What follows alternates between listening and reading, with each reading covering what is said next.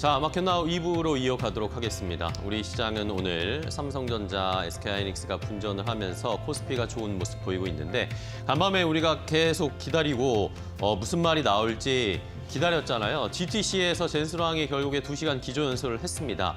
그런데 시장에서는 이제 그런 젠스랑의 말에 기대감이 너무 컸는지 별 반응이 없었습니다. 여러 가지 이야기를 하고 여전히 AI 수요 견조하다 이런 이야기를 했지만 시장에서 뭔가 원하는 그런 답을 주지 못했고요. 이러면서 간밤에 뉴욕 증시에서 엔비디아가 또 조정을 받았고 이런 여파가 뉴욕 시장 전반을 조금 침체하는, 떨어지게 하는 그런 요인이 됐습니다. 자, GTC에서 일단은 젠스랑 이야기를 하긴 했는데 이제는 또 다음 턴으로 넘어갔습니다. 오늘 일본 중앙은행이 금리 결정을 하고 이제 FOMC 회의가 또 열리면서 미국에서는 금리나 앞으로의 경기, 시장 어떻게 예측하고 있을지 여기에 초점을 맞춰야 될 것 같아요. 네. 대외 이슈가 상당하다라고 이번 주 내내 예고를 해드렸는데 GTC 2025에 대한 반응도 말씀해 주셨고 오늘 그래도 상대적으로 대형주 코스피가 강할 수 있었던 건 삼성전자가 받쳐주고 있지 않나 이런 생각이 듭니다. SK하이닉스도 그렇고요. 그러니까 전반적으로 반도체 관련주가 이끌고 있고 2차 전지 관련주도 뒤따르고 있고 방산 섹터는 여전히 강하고 이러다 보니까 증시는 그럭저럭 잘 가고 있네요. 이게 오후장까지 좀 이어질 수 있을지도 보셔야겠습니다. 네. 자, 오늘도 외국인이 현선물 지금 매수를 하고 있거든요. 어쨌든 이번 주에 외국인 수급이 계속 들어오고 있습니다. 이런 점을 파악을 하시면서 오늘 시장의 분위기도 함께 알아보도록 하겠습니다. 오늘 시장을 움직이는 이슈와 업종 더 자세하게 한번 이슈 브리핑으로 알아보도록 하겠습니다. 자, 오늘도 이슈 브리핑 싱크풀을 통해서 시장의 분위기 한번 체크를 해볼까요? 아까 말씀드렸듯이 삼성전자가 오늘도 잘 가고 있습니다. 이러다 보니까 반도체 HBM 쪽 장 초반에는 별로 움직임이 없었는데 시장이 1시간 정도 지나고 나니까 이러면 결국엔 다시 그냥 반도체를 지금 사는 게 낫겠다라는 심리가 작용을 한 걸까요? 이 엔비디아에서 젠스랑 CEO의 별 이야기가 없었고 큰 반응이 없었는데도 우리 시장에서는 반도체 관련된 종목들이 다시 힘을 내면서 조금씩 상승폭을 더 높이고 있는 상황입니다. 자, 2차 전지도 최근에 계속 안 좋은 이야기들이 많은 상황인데 그래도 오늘은 조금의 반등이 나오면서 반도체 2차 전지가 함께 상승 탄력을 내고 있는 상황이고 자, 조선주는 최근에 많이 올라와서 조금 조정을 받고 있는 상황인데 반면에 방산주는 오늘도 강한 모습을 나타내고 있습니다.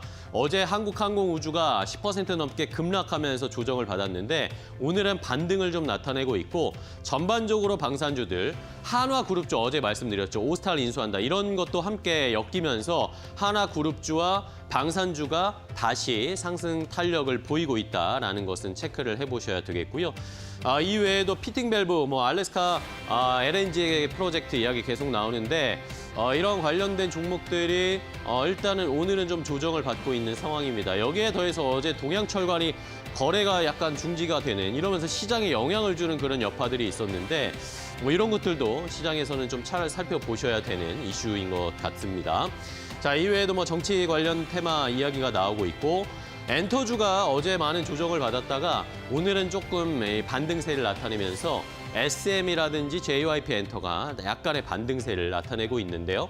이런 것도 지켜보시고 우크라이나 재건주는 오늘 그닥 좋지는 않은 상황입니다. 간밤에 푸틴 러시아 대통령과 트럼프 미국 대통령이 통화를 하면서 어느 정도의 완전한 휴전은 아니지만 이 에너지 인프라 쪽에 대한 휴전은 어느 정도 합의가 된 것으로 보입니다. 이러면서 우크라이나 러시아 전쟁의 휴전 가능성들이 점점점 이제 절차를 밟아가고 있는 상황인데 이슈에 주가가 조금 소멸되면서 떨어지는 것일까요? 차익 실현 매물이 나오면서 우크라이나 재건주들은 그닥 좋지는 않은 상황입니다. 전력 설비나 전선도 여기에 연관되면서 오늘은 함께 하락세를 나타내고 있는 모습입니다. 자, 그럼 시장의 이슈 조금 더 하나 더 자세하게 확인을 해보도록 하겠습니다. 이번 주에 계속 말씀드렸죠. 이번 주에는 GTC 2025가 어쨌든 가장 큰 이슈고 시장에 영향을 줄 수 있는 그리고 우리가 살펴봐야 하는 이슈다라고 계속 말씀을 드리고 있는데요. 자, 젠스랑 CEO의 기조연설 기다렸습니다. 어떤 얘기가 나올까? 젠스랑 CEO의 말이 주가를 반등시켜줄 수 있을까? 미국 시장이 최근에 많이 흔들리고 엔비디아의 주가도 많이 빠졌는데 젠슨 황이 주가를 올려줄 수 있을까라고 많은 기대를 했지만 결론부터 말씀드리면 예전 같지 않습니다. 젠슨 황의 말이 시장에 큰 영향을 주지는 못하고 있는 상황. 이제 시장의 영향력이나 패턴은 좀 많이 힘이 빠진 것 같다라는 것을 오늘 확인할 수가 있었습니다. 자, 엔비디아의 이 젠슨 황 CEO가 기조연설을 통해서 앞으로 AI 칩 출시의 로드맵을 공개를 했습니다. 여러 가지 이야기를 했는데 일단은 블랙웰의 개량형인 블랙웰 울트라 그리고 블랙웰의 다음 버전인 베라 루빈 이것을 공개를 하는 모습이었고요. 여기에다가 2027년에는 루빈의 업그레이드 모델인 루빈 울트라가 출시될 것이고 2028년에는 파인먼이라는 또 새로운 AI 칩을 공개할 것이다 라고 이야기가 나왔습니다.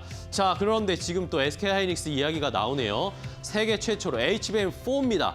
HBM4 12단을 샘플을 공급한다라는 이야기가 아마도 엔비디아에 공급을 할 가능성이 높겠죠. HBM4 12단을 하반기 내에 양산해서 준비를 마무리하고 이것을 본격적으로 아마 엔비디아와 협약을 하고 공급을 하지 않을까. 조금 더 구체적인 이야기들은 체크를 해봐야 되겠는데 자, 이러면서 오늘 우리 시장에서는 미국 시장에서는 엔비디아의 주가가 많이 떨어졌습니다. 그런데 우리 시장에서는 오히려 삼성전자, SK하이닉스가 지금 올라가고 있거든요. 말씀드린 것처럼 SK하이닉스 HBM4에 대한 이제 구체적인 가시화권에 들어왔기 때문에 SK하이닉스는 오른다 치더라도 삼성전자는 이번 주에 외국인 수급이 계속 들어오면서 상승세를 나타내고 있습니다. 이러면서 삼성전자도 HBM3E가 이제는 어느 정도 퀄 테스트 통과할 수 있지 않을까라는 그런 한간의 소문과 보도들이 있었기 때문에 그리고 여기에다가 메모리 반도체 쪽에서의 실적 개선, 가격 상승 이런 것들이 삼성전자의 주가를 끌어올려줄 것이다. 이런 것들을 감안했을 때 지금 삼성전자의 주가는 너무 싸다라는 그런 의견들도 있습니다. 이러면서 삼성전자 주가는 오늘도 올라가고 있습니다. 젠슨 황 CEO의 발언, 영향은 점점 줄어들고 있지만 오히려 반대로 우리 시장의 삼성전자, SK하이닉스는 조금씩 주가가 올라가고 있는 양상, 이런 시장의 분위기를 시청자 여러분들이 잘 판단을 하셔야 할 것 같습니다.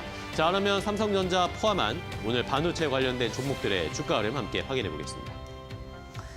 네, 오늘 시장 전반적으로 반도체 섹터가 시장을 이끌고 있는 상황이고 그중에서는 대장주 삼성전자와 SK하이닉스 역시 2% 넘는 강세로 시장을 선도하고 있는 그런 느낌이 많이 드시죠.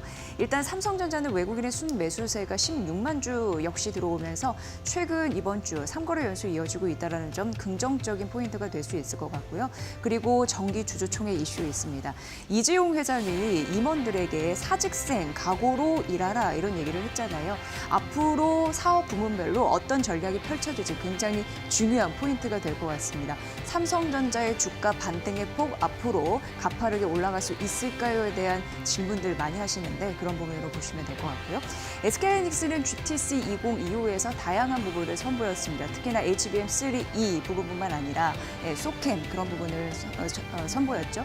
그러다 보니까 SK하이닉스가 기업 입장에서는 AI의 메모리 시장을 선도하고 있다는 걸 입증하는 듯했습니다. 그런 분위기가 연출됐고 오늘 그런 심리가 일부 반영이 되면서 2% 상승 20만 원 선 위에서 움직이고 있다는 점 말씀드리도록 하겠습니다.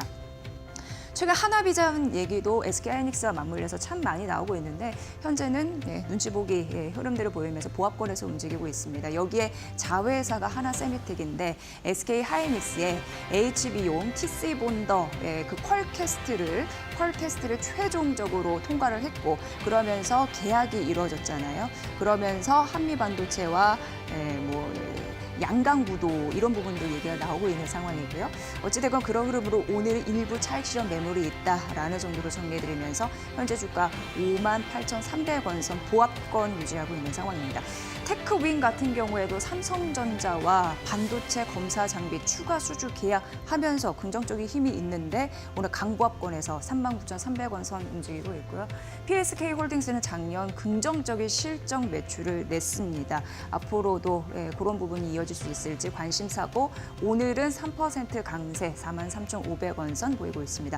오늘 시장을 리딩하는 반도체 섹터의 힘이 당분간 지속이 될 수 있을지 잘 보십시오. 두 번째 테마 넘어가 보도록 하겠습니다.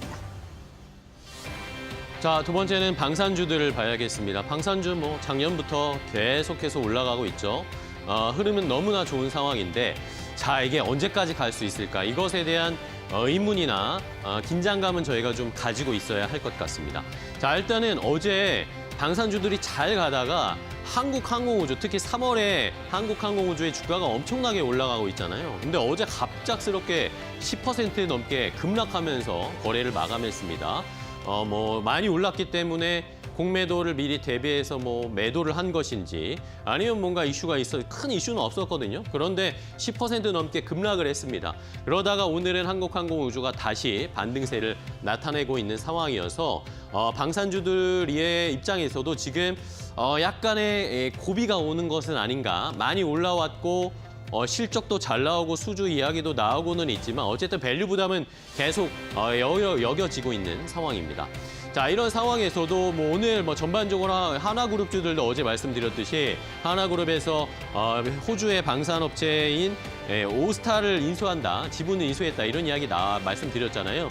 미국에서 이제 군함을 건조할 수 있는 기반을 만든 것이 이번에 오스탈 지분 인수다, 하나의 포석이다라는 그런 해석들이 나오면서 어제에 이어서 오늘 하나그룹주들, 하나시스템이나 뭐 하나오션이나 대부분의 하나그룹주들이 오늘도 좋은 흐름을 나타내고 있고요.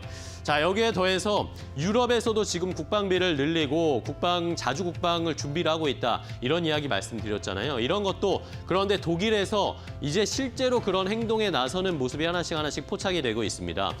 독일 의회, 연방의회가 인프라 투자와 기후변화에 대응하는 5천억 유로, 우리 돈으로 무려 792조 원 정도의 특별 기금을 조성하겠다라는 것이 헌법 개정안이 통과됐다라고 합니다.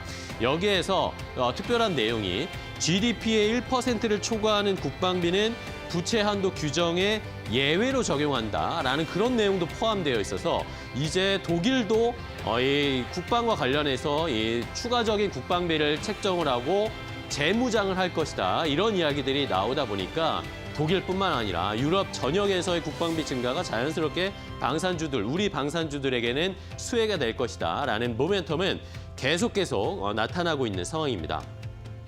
자, 그런데 주가는 방산주들이 너무 많이 올라왔기 때문에 밸류 부담, 고점 부담이 좀 있습니다. 이러면서 시장에서 전문가들은 이제 앞으로 폴란드 수주, 뭐 현대로템 같은 경우에 폴란드 수주 2차 이야기 나오고 있잖아요.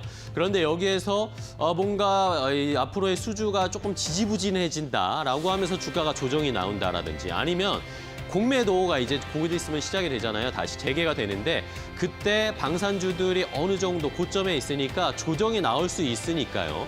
그럴 때를 제외하고는 지금 접근하기에는 조금 비싸다라는 그런 의견들이 아직까지 좀 많은 상황입니다. 오히려 그런 때 조정이 나온 때는 어느 정도 그것도 많은 물량을 접근하기보다는 조심스럽게 접근해야지 지금은 어쨌든 방산주, 뭐 조선주도 마찬가지지만 방산주들은 좀 최근에 많이 올라왔다라는 고점 부담은 한번 저희가 생각하고 투자의 전략을 세워봐야 되겠습니다.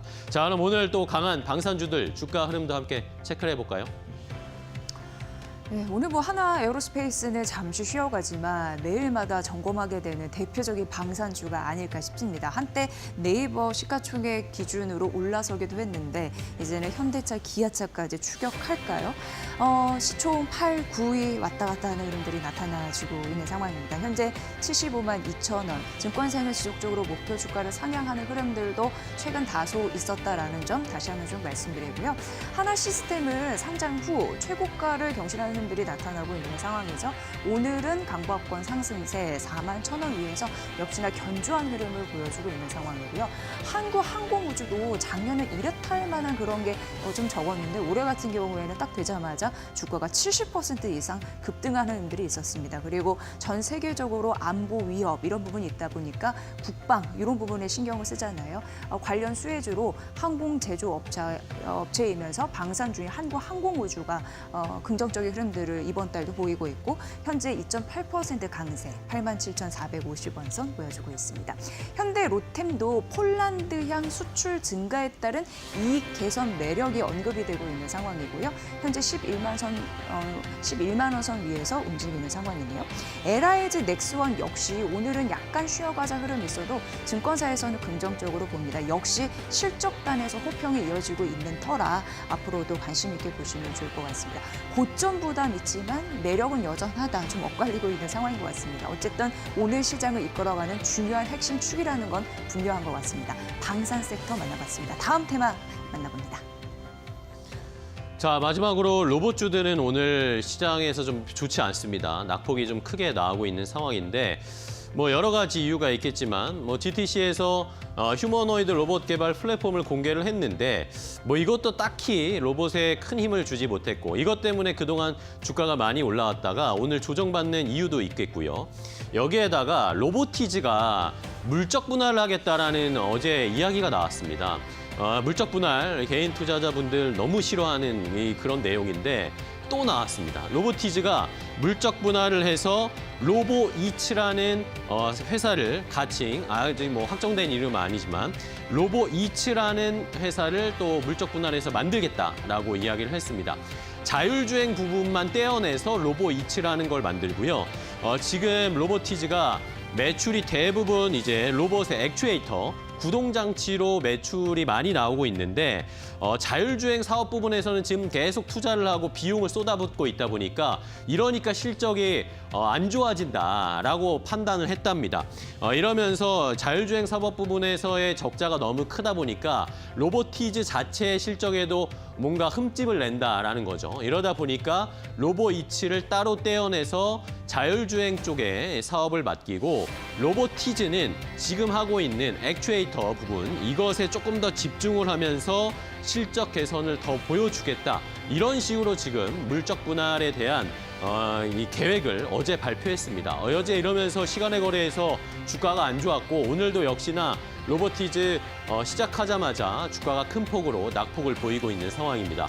이러면서 피지컬 AI를 기대한다. 로보티즈는 조금 더 피지컬 AI에 집중하게 되는 그런 효과는 있는데 뭐 SK증권이나 시장에서는 투자 관점에서 훼손은 없다라고 해석은 하고 있지만 개인 투자자분들과 시장에서는 물적 분할이라는 단어 자체가 너무 싫은 상황이니까 이러다 보니까 오늘 이슈가 나오면서 주가가 많이 빠지고 있고 다른 로봇주들도 동반해서 하락세가 좀 나타나고 있는 상황입니다. 마지막으로 로봇주들 주가 흐름 지금 어떻게 흘러가고 있는지 체크해보고 돌아오도록 하겠습니다. 네, 지금 말씀드린 로보티즈가 관련 이슈 때문에 10% 넘는 급락세를 보여주고 있는 상황이고요. 현재 주가 말씀드리면 34,850원 선 기록하고 있습니다. 대부분의 로봇주 어제도 좋지 않았는데 오늘 추가 하락세를 보이는 흐름들이 나타내주고 있고요. T-로보틱스 같은 경우에는 이제 물류 로봇이에요. 오늘 주가는 9% 이상 급락을 하고 있는 상황입니다. 물류 로봇 같은 경우에는 다양한 산업 현장에 쓰인다고 한 번 말씀드린 바가 있는데 바이오뿐만 아니라 디스플레이, 전장, 반도체 섹터 이런 부분으로 언젠가 좀 활용이 될런지 잘 보셔야 될 것 같고요. 대표적으로 휴림 로봇과 클로봇은 지능형 로봇 쪽에 속합니다. 오늘 각각 3%, 5% 하락하고 있고요. 라온테크는 반도체 로봇 섹터라고 생각하시면 이해가 쉬울까요? 현재 0.62% 그래도 낙폭을 좀 축소하는 흐름들 여타 종목 대비해선 그렇습니다. 오늘 9,640원 선 보여주고 있습니다. 대부분 어두운 오늘 로봇주 매물이 좀 나오네요. 로봇주까지 살펴봤습니다. 자, 시장의 분위기 함께 체크를 해봤습니다. 삼성전자 여전히 오늘 잘 가고 있는 상황인데 이제 종목별 투자 전략이 필요한 시간입니다. 이데일리온 파트너와 함께 더 자세하게 알려드리도록 하겠습니다.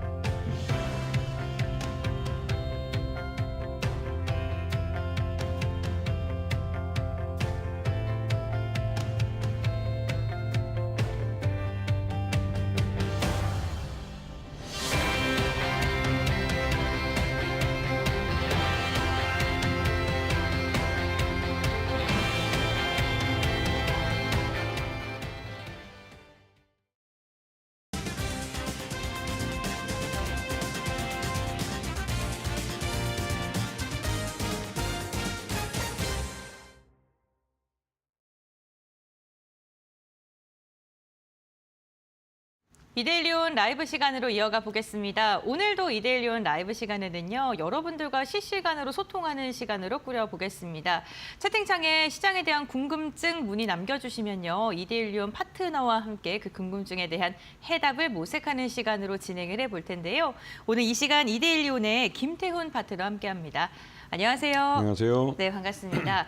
우선 전반적인 시장 상황에 대한 이야기를 나눠봐야 될 것 같습니다. 우선 정말 이 파트너님이 말씀해 주셨던 것처럼 우리 증시가 미국 증시와 디커플링 되는 느낌이 계속해서 나고 있습니다. 특히 이번 주에 더 유독 그런데 우선 미증시에서 간밤에 정말 많은 이슈가 쏟아져 나왔거든요. 그렇죠. 어떤 이슈를 좀 주목하셨는지 궁금한데요. 말씀해 주시죠. 그 무엇보다도 미국 증시가 일희일비하고 있습니다. 네, 맞습니다. 하루 급등하고 하루 하락하고 그러다 보니 종잡을 수가 없는데요. 시장 참여자들이 가장 싫어하는 게 이런 불확실성입니다.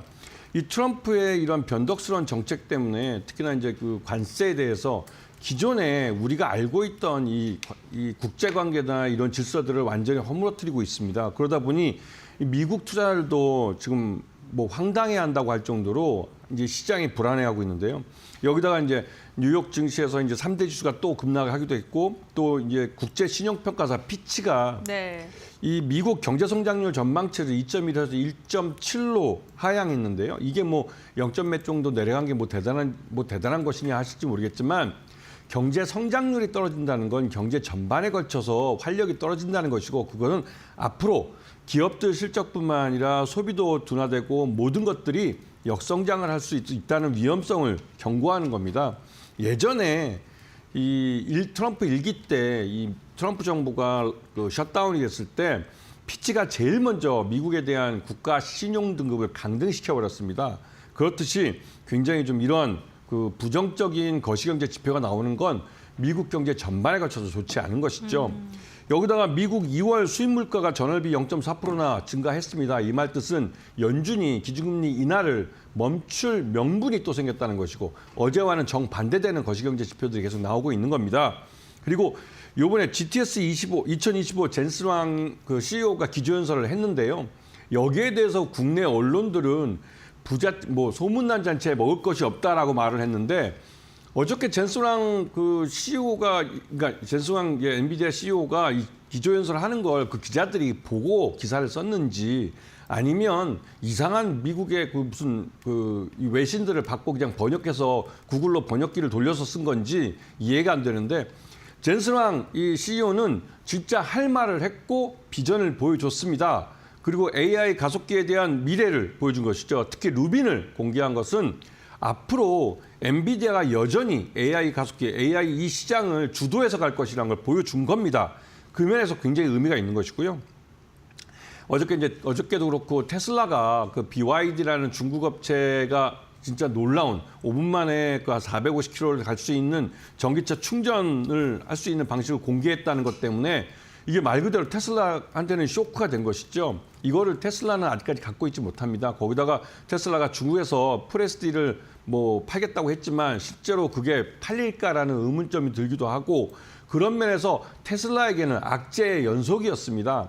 이제는 중국 전기차 업체한테도 밀리는 지경이 돼버렸으니 우리 현대차나 기아차에게는 뭐 두말할 필요도 없는 것이죠. 그리고 이 트럼프하고 푸틴이 그 전화 통화를 1시간 넘게 했습니다. 그래서 이제 일단은 30일간 휴전에 대해서 잠정적으로 합의를 한 것 같은데 특히나 에너지 분야나 이런 쪽에서 이 특정 분야에 걸쳐서 이제 이 공격하지 않기로 약속을 한 것 같습니다. 이게 이제 잠정적으로 한국식 휴전으로 가는 첫 단계에 첫 발을 띈 거라고 할 수가 있는데요.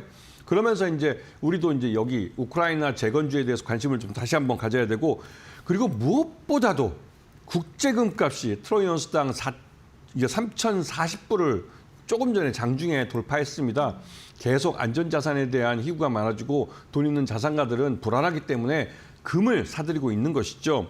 이게 시장 전반에 가서 위험자산이 할 수 있는 주식에 대한 그 가격을 떨어뜨리는 요인으로 작용하고 있습니다. 이 부분을 잘 보셔야 되고요. 어저께도 말씀드렸지만 그 워런 버핏의 버크셔 해더웨이가 미국에선 주식을 팔고 있는데 일본의 그 5대 종합상사 이 주식은 꾸준히 사들이고 있다는 부분을 잘 기억하시면서 미국 주식과 그러니까 미국 증시와 한국 증시는 확실하게 디커플링된 시장이라는 걸 인식하시고 시장을 보셔야 되는 겁니다. 네, 알겠습니다. 간밤에 참 많은 일들이 있었습니다. GTC에 대해서는 지금 시장의 분석이 엇갈리고 있는 가운데 우선 파트너님께서는 긍정적으로 좀 평가를 해주셨고요. 테슬라에 대해서는 뭐 BYD 경쟁과 관련된 이야기로 급락세가 계속해서 나오고 있는 상황인데 캘리포니아에 대한 뭐 자율주행 관련 모멘텀은 좀 아직 살아있는 모습 나타나고 있습니다. 특히나 트럼프, 푸틴의 의견이요. 지금 상반되는 의견 나오고 있는데 지금 푸틴과 통화를 해서 우크라이나 지원 문제에 대해서 트럼프는 논의하지 않았다라는 입장이고요. 그리고 푸틴 같은 경우는 크렘린궁에서 나온 게 군사 지원 중단을 요구했다라고 언급하면서 아직 뭐 부분적인 휴전 합의에 대해서는 공통된 의견이 나오고 있습니다만 지정학적 리스크는 여전한 것으로 보입니다. 이렇게 글로벌적인 이슈를 저희가 확인해봤고요. 그렇다면 국내 시장에 대한 이야기를 나눠봐야겠습니다. 이번 주 들어서요 외국인의 매수세가 좀 긍정적으로 좀 유입되고 있는 모습이고요. 지수단의 좀 상승이 레벨업이 가능할 것이다라는 이야기 좀 조심스럽게 흘러나오고 있는 상황입니다. 그렇다면 파트너님께서는 시장 가운데서도 어떠한 부분을 집중적으로 보셨을까요? 지난주까지 한번 생각해 보시면 지난주에 투자자들은 2,500이 무너지는 거 아니냐고 두려워했죠. 맞습니다. 이미 지금 2,600입니다. 돌파했죠. 그리고 2,700을 코앞에 두고 있죠. 이렇게 된 이유는 무엇보다도 삼성전자 주가가 살아났기 때문입니다. 삼성전자 주주들이 500만이라고 합니다. 그 500만 명이 다 모일 수 없기 때문에 이번에 전자투표로 해서 주총을 오늘 하고 있습니다. 항상 주총을 앞두고 나서는 호재성 재료들을 많이 내놓는데 삼성전자 같은 경우는 그렇게 뭐 호재성 재료보다는 이재용 회장의 이 불호령이 떨어졌죠. 그러면서 그 불호령에 대해서 여러 가지 기사들이 많이 쏟아져 나왔는데 이게 뭐 이건희 회장의 프랑크푸르트 선언과 뭐 버금가는 것이다라고 하는 언론도 있었지만 그거는 너무 좀 아부한 것 같고요. 일단은 삼성전자는 기존의 실적이 굉장히 좀 부진했던 부분에서 디램이나 낸드 가격이 시장 가격이 낮았기 때문에 그렇습니다. 그런 부분이 일부 회복되면서 삼성전자는 자연스럽게 여전히 디램 시장 1위 업체이기 때문에 자연스럽게 실적이 회복되는 거고 요번에 HBM3까지는 이제 양산 승인을 받아서 엔비디아에 납품을 하는데 이 5세대인 HBM3E에 대해서 요번에 양산 승인을 받을 가능성이 그것보다 높아졌습니다. 그래서 8단짜리는 삼성전자가 12단짜리는 SK하이닉스가 이렇게 역할 분담을 하게 될 가능성이 높아졌죠. 그에 따라서 삼성전자에 납품을 하는 이 각종 반도체 장비 업체들도 주가가 한꺼번에 같이 오르고 있습니다. 이런 부분을 잘 보시면 이 전반적으로 우리 시장에서 이 기술주 중심의 이런 쪽에서 시장을 견인하고 있는 걸 알 수가 있죠.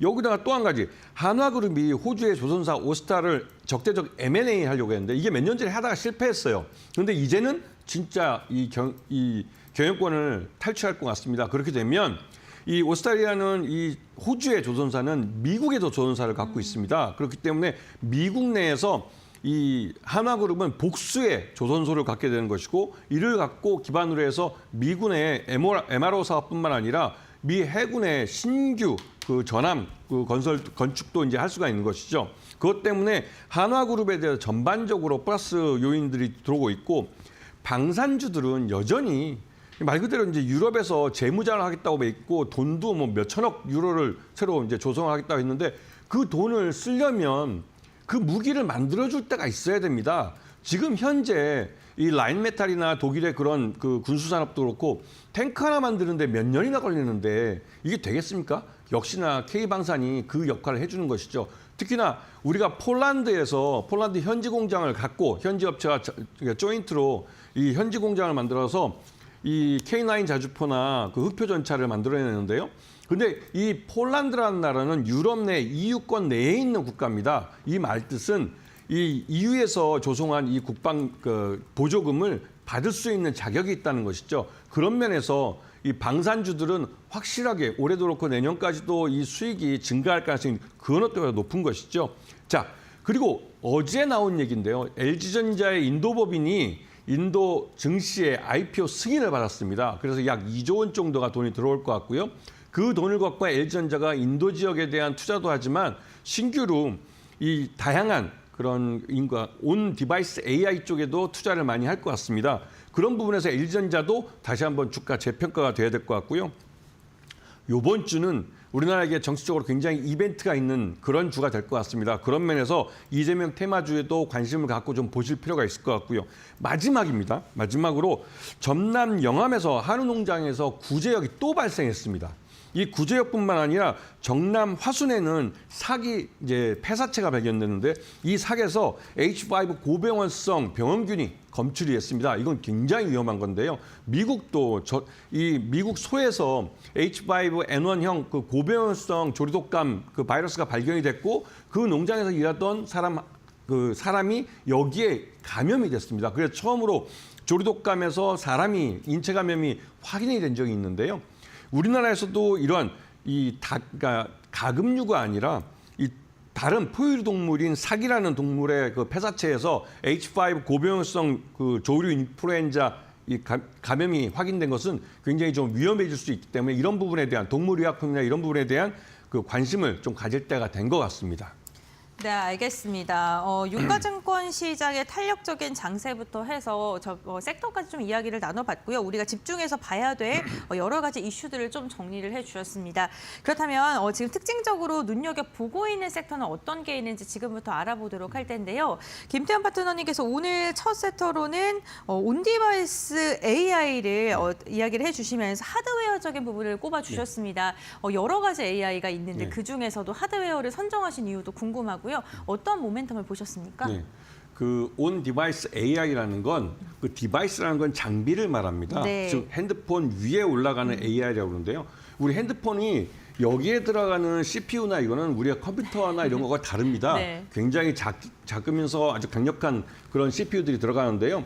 근데 이런 AP들이 이런 그 AI, 우리가 말하는 우리가 일반적으로 알고 있는 생성형 AI나 이게 굉장히 데이터량이 크고 또 연상 능력을 하기 위해서는 굉장히 그 반도체 칩이나 성능이 굉장히 좋아야 합니다. 그런데 그런 것들이 가능하게 이제 이런 핸드폰의 기술이 발전했고 갤럭시 S24부터는 AI 그런 기술들이 포팅이 될 수 있게 온 디바이스 AI가 가능하게 만들어지기 시작했고 요번에 삼성전자 갤럭시 S25부터는 확실하게 진짜 AI 스마트폰이라는 말이 어울릴 만큼 거의 모든 이 AI 그러니까 포챗이라는가 하여튼 그것들이 다 돌아갑니다. 그렇게 되면서 온 디바이스 AI가 돌아갈 수 있도록 만들어주는 하드웨어들에 대해서 관심이 많아지고 있죠. 실제로 이런 하드웨어들은 그 앞에서 말씀드렸던 이런 PC나 또 서버 이런 데 사용되는 것보다는 훨씬 더 기술력이 집약된 그런 부품들을 갖고 만듭니다. 그래서 그런 것들을 만드는 이런 하드웨어들이 굉장히 중요하고 지난번에는 한번 소프트웨어에 대해서 말씀을 드렸어요. 그런 소프트웨어에 대한 것은 다른 앞에도 방송들 한번 확인해 보시면 좋을 것 같고요. 이 HW, 그러니까 하드웨어 쪽에서는 ITM 반도체라는 게 있는데 이게 온 디바이스용 2차 전지 보호 회로를 만드는 회사고 LG전자 같은 경우는 요번에 이번 GTC에서도 요번에 LG 그 AI 연구원이 출연해서 이 자신들의 그 AI 기술을 공개를 했는데 이게 그 중국의 딥시크보다도 훨씬 더 뛰어난 성능을 보여줬습니다. 이건 대단히 놀라운 건데요. 물론 LG가 알게 모르게 그 AI 쪽에 연구원도 만들고 투자를 많이 합니다. 그래요? 네. 그래서 그 결과물을 이번에 내놨는데 이게 진짜로 놀랍습니다. 그리고 이게 딥시크 쇼크에 그 버금갈 만한 결과를 줄 만한데도 우리나라 언론들은 좀 이렇게 좀 인색한 것 같습니다. LG전자 진짜 잘했습니다. 그런 면에서 LG전자를 좀 보셔야 될 것 같고요. 그리고 DKT라는 회사가 있습니다. 이 회사는 삼성전자 스마트폰용으로 FPGA를 독점 만들어서 납품한 업체인데요. 이러한 하드웨어들이 있어야만 이런 삼성전자 갤럭시 S25 같은 AI 그 스마트폰이 만들어질 수 있는 겁니다. 그렇기 때문에 이런 종목들을 잘 보시면서 이 종목들이 궁극적으로 많이 팔리고 실적이 좋아져야만 온 디바이스 AI가 우리들이 실제로 경험할 수 있는 그런 하드웨어들이 만들어지는 것입니다. 아시겠죠? 네, 알겠습니다. 온디바이스 AI 첫 번째 섹터로 이야기해 주셨습니다. 저희가 시장 섹터에 대해서 이야기를 하는 동안 또 저희 채팅창을 통해서 시장에 대한 궁금증을 여쭤보 주신 분들이 계셔가지고 한번 질문 하나 드리겠습니다. 지금 인도네시아의 신용등급이 강등이 예상이 되고 이로 인해서 주가 급락을 했는데 우리나라의 신용등급은 괜찮을지 좀 궁금합니다라고 이야기를 해주셨어요. 지금 뭐 미국도 신용등급에 대한 뭐 이야기, 성장률에 대한 이야기 계속해서 나오고 있는 상황이고 우리나라 좀 어떻습니까? 네, 우리나라 경제 성장률도 OECD가 낮췄습니다. 네, 맞습니다. 그리고 또 이런 리스크가 많은데 무엇보다 우리나라 가장 큰 건 정치적 리스크입니다. 지난 연말에 프랑스가 이 정치적 이슈 때문에 국가 네. 신용등급이 강등이 됐습니다. 그 전례가 있기 때문에 우리나라도 대단히 위험한 상황에 놓여 있는데요. 이게 이제 제일 다른 것보다도 윤석열의 이 헌재에서의 그 탄핵 심판이 어떤 결과로 나오느냐에 따라서 우리나라 국가신용등급도 확실히 영향을 받을 겁니다. 이런 부분은 예전에 벌써 올 연초에 피치에서 이미 경고를 했던 내용이기 때문에 이런 부분을 한번 돌이켜서 생각해 보시면 이에 대해서 어느 정도 이번 주는 좀 관리를 할 필요가 있다는 생각도 듭니다. 네, 알겠습니다. 어쨌든 정치적인 불확실성이 해소가 돼야지 좀 안정 국면에 접어들 것이다라고 이야기해 주셨고요. 답변 좀 도움되셨길 바랍니다. 계속해서 두 번째 섹터에 대한 이야기 나눠보겠습니다. 이번에는요, CXL 반도체 관련 이야기를 해볼 텐데요. 이번 주 들어서 반도체 그 가운데서도 뭐 CXL이라던가 아니면 온디바이스 AI, HA 뭐 이런 얘기를 좀 많이 해주십니다. 오늘 이 섹터를 들고 오신 이유는 뭘까요?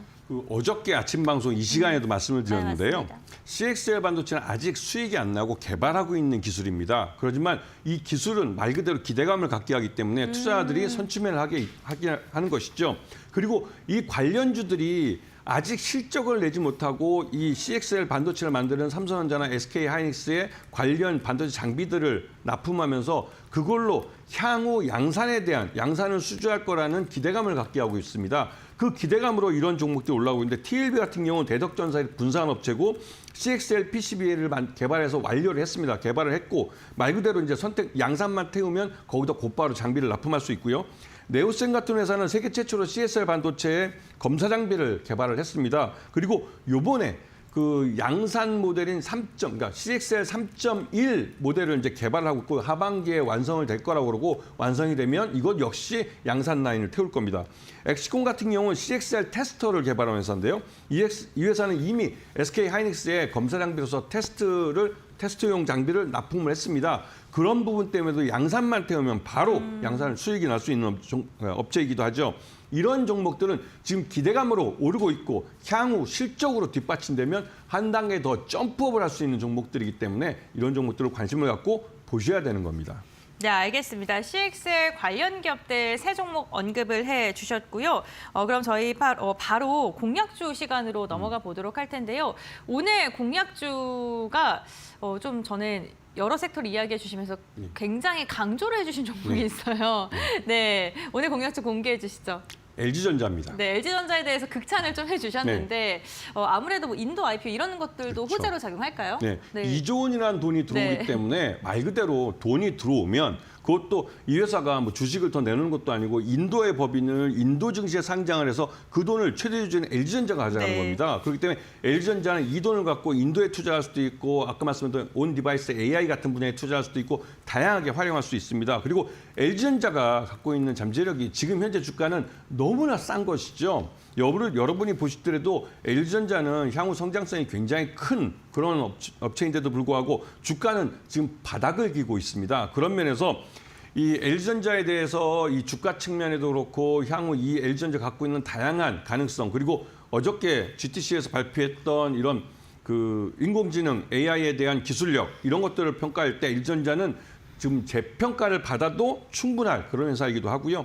이 업체가 가전 전용 온 디바이스 AI 칩인 DCC를 개발을 했고 이걸 공개를 했습니다. 그래서 이러한 부분 때문에도 가전 쪽에 온 디바이스 AI 기술이 접목이 될 거고요. 그 말은 지금도 세계 가전 시장에서 LG전자는 다양한 분야에서 1위를 달리고 있는데 그 1위를 앞으로도 계속 달려갈 가능성이 크고 이 부분은 중국 가전 업체들이 추격을 해온다 할지라도 LG전자가 AI 분야에서 경쟁력 있는 기술을 갖고 있기 때문에 중국의 딥시크보다도 훨씬 더 뛰어난 AI 기술을 보여줬기 때문에 더 앞장서서 갈 수 있는 그 초격차 기술 격차를 보여줄 수 있는 그런 회사라는 걸 인식하시고 LG전자 말 그대로 한 8만 원 정도 매수가에 매수하시고 손절가는 7만 5천 원 제시해드리고 목표가는 14만 5천 원을 제시해드리는데 예전에도 그렇지만 LG전자는 전장 쪽에서도 굉장히 성장할 가능성이 크고 요번에 이 온 디바이스 AI 쪽 분야가 가전이라는 그 핵심적인 그 사업 분야에서도 힘을 보태고 있기 때문에 전반적으로 주가가 재평가될 수 있는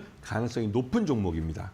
네, 알겠습니다. 오늘의 공약주 LG전자입니다. 여러 가지 신사업 부분에서의 부각을 받게 된다면 주가의 재평가를 받을 수 있다. 지금의 밸류는 굉장히 낮게 평가돼 있다, 매력이 있다라고 이야기를 해주셨습니다. LG전자 가격 전략까지 제시해 주셨으니까요. 앞으로의 주가 추이도 한번 저희와 함께 팔로우 해보시면 좋을 것 같습니다. 오늘 김태훈 파트너와 이야기 나눠봤고요. 오늘 말씀은 여기까지 듣겠습니다. 고맙습니다. 고맙습니다.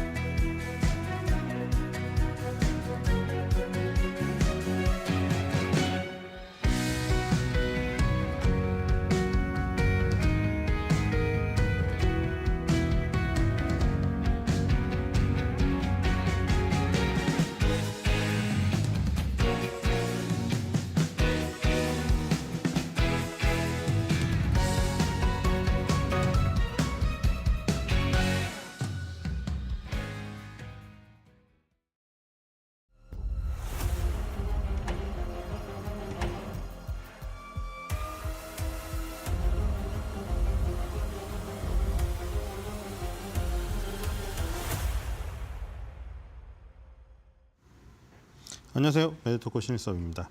이번 주제는 러우 전쟁 30일 부분 휴전, 젠슨왕 기조연설도 막지 못한 뉴욕 시장의 하락, 버크셔 해서웨이 미쓰비시 상사 미쓰이 물산 이토추 상사 스미토모 상사 마루벤이 지분 확대에 해당 주식 급등세, 독일 5천억 유로 우리나라 돈으로 792조 원의 특별기금 역대급 돈풀기에 증시 초강세, 대한민국 증시 화학 대표주의 강세, LG화학 특징주입니다. 자, 이제 약발이 당한 걸까요? 뭐를 해도 먹히지 않네요. 근데 저는 개인적으로 사실은 뭐 이런 미국 시장 같이 속이기 힘든 거 있죠. 미국 시장은 속일 수가 없잖아요. 우리나라의 어떤 이른바 잡주라고 불리는 것들은 조막손 내지는 일부 세력들 막 무슨 사무실에 모여가지고 우리 실제로 이런 사회적인 문제로 정말 나왔죠. 그런 게 얘기만 나오는 게 아니었죠. 휴대폰을 뭐 걷어서 큰 사태가 벌어졌잖아요. 휴대폰을 다 걷어서 묶어놓은 다음에 그 휴대폰으로 여러 대로 조작을 해서 시세를 조종하고 실제로 그런 일이 벌어지잖아요. 이 세상에. 그런 것들은 작은 종목들이나 거래량이 없으면 그렇게 진짜 그런 이 조직적인 활동을 통해 가지고 시세를 움직일 수가 있단 말이에요. 근데 미국 시장은요. 미국 시장을 움직일 수가 있나요? 블랙록도 혼자 못 움직입니다. 그러니까 그런 미국 시장 같이 큰 어떤 시장이라던가 아니면 뭐 엔비디아나 테슬라 같이 거대한 종목들 이런 것들 뭐 서학개미 분들이 아무리 많이 샀다고 해도 그 태평양 바다에 3발의 피나 오줌에 불과해요. 양이. 그렇기 때문에 뭐 일정 세력이 움직일 수가 없습니다. 그래서 저는 그런 경우에는 차트가 거의 모든 걸 대변한다고 저는 개인적으로 생각을 하거든요. 하지만 이제 기본적 분석에 대한 내용 뭐 이런 것도 있기 때문에 그걸 합쳐서 말하는 거지 사실상 기술적 분석을 보고 나서 이 차트의 무너짐을 보고 거기다가 핑계를 갖다 붙이는 거라고 저는 개인적으로 그렇게 생각하거든요. 그러니까 차트가 오르면 오른 이유를 찾기 위해서 그 핑계를 갖다 붙이는 거예요. 그리고 지금도 차트가 망가져서 떨어지고 난 다음에 그다음에 이제 이유를 찾는 거죠. 그러니까 다시 말하면 예를 들어서 젠슨 왕이 뭐 기조연설을 했을 때 GTC가 계속 있었잖아요. 그동안.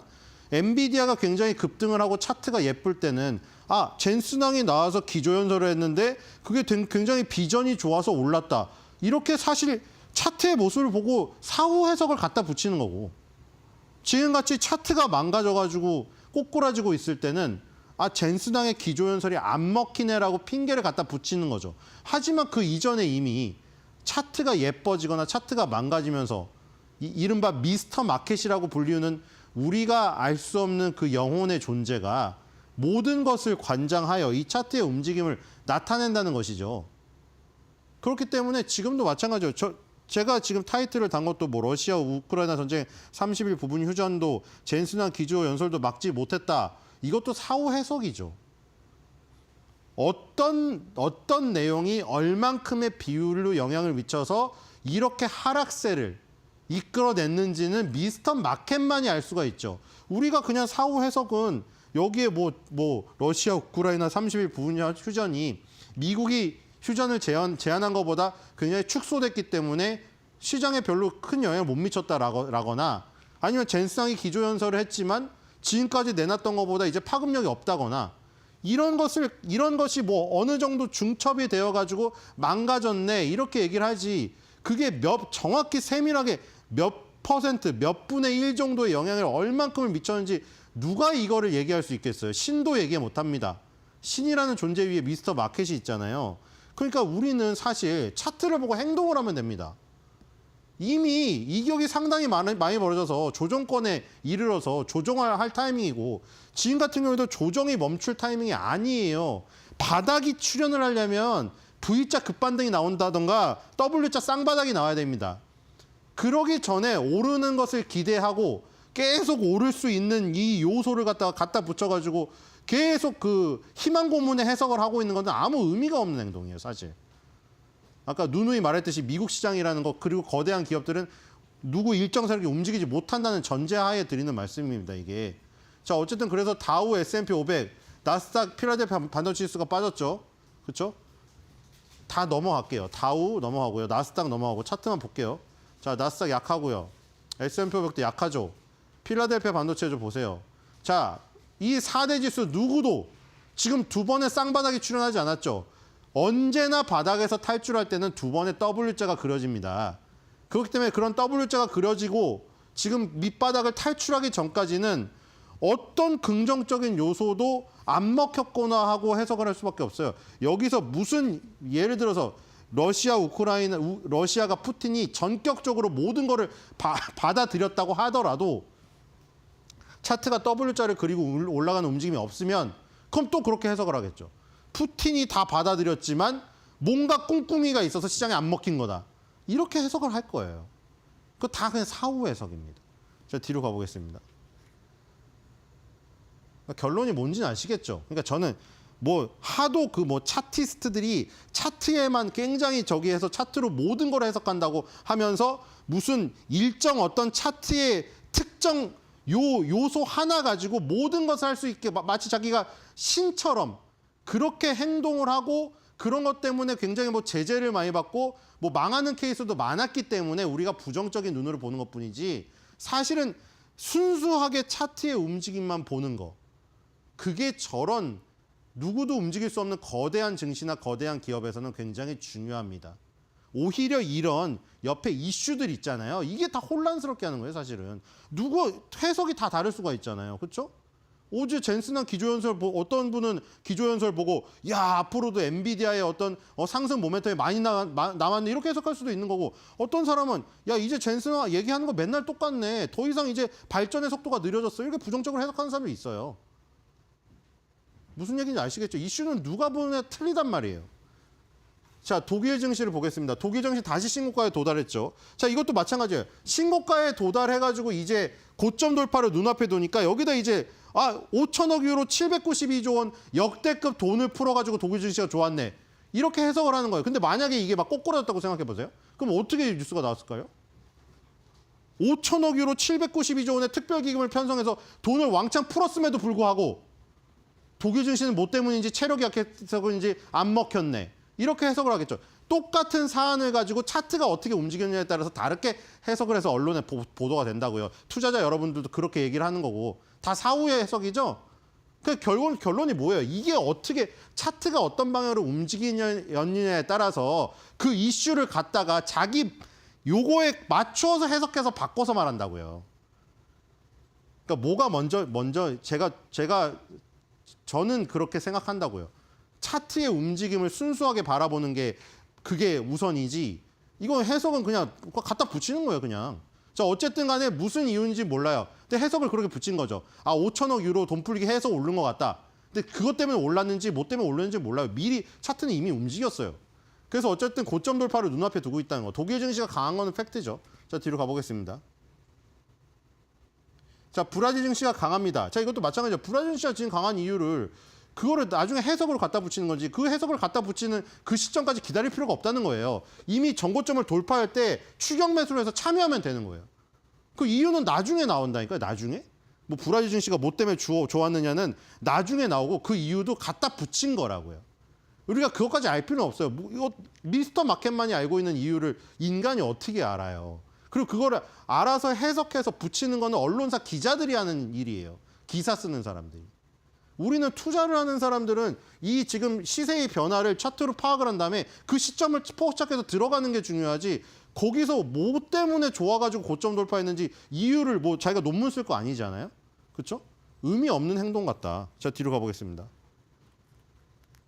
자 인도도 지금 올라갔습니다. 자 이것도 마찬가지예요. 인도도 지금 쌍바닥을 W자 그리고 올라가면서 21선 돌파했죠. 그러면 지금 굉장히 좋은 모습이 나서 신규 매수로 들어가면 됩니다. 그냥 거기서 뭐 인도가 무슨 정치 경제에 안정이 왔던가 아니면은 지금 뭐 독일처럼 돈을 풀었던가 아니면 신흥국 증시에 유리한 무슨 유가가 움직였던가 그런 거 다 갖다 붙여가지고 이제 사후에 해석하는 거는 그건 이제 기자가 되시면 그 일을 하면 돼요. 그렇죠? 뒤로 가보겠습니다. 자 상해 종합입니다. 상해 종합 전고점 돌파시켰죠. 아주 흐름이 좋고요. 심천도 마찬가지입니다. 상해 심천이 좋아요. 자 지금 보시면 아시겠죠. 지금 중국의 이슈, 뭐 독일의 이슈, 뭐 미국의 이슈 말할 건 거리가 정말 많아요. 이게 기사거리가 많다고 하죠. 근데 지금 전체적인 판을 보시면은 무슨 판이에요? 지금 전체적으로 미국 증시가 안 좋으니까 중국 증시가 올라가는 이 부분. 이거는 사실 차트의 그림으로 그냥 알 수가 있었잖아요, 우리가. 미국 증시는 꼬꾸라지는데 상해 심천은 올라간다. 그냥 그것만 알면 되는 거예요, 투자자들은. 그럼 이제 미국 증시가 내려가고 중국 증시가 올라가니까 예를 들어서 미국 증시의 그 자산을 수익 실현하여 중국 증시를 옮겨 타서 뭐 이거 이론적인 얘기입니다. 옮겨 타서 초과 수익을 노릴 수도 있겠죠. 그게 아까 말한 대로 뭐 거기 미국은 뭐 젠순환 기조연설이 안 먹혔고 상해 심천은 경기 부양책 때문에 뭐 지금 주가가 기대감을 오른다.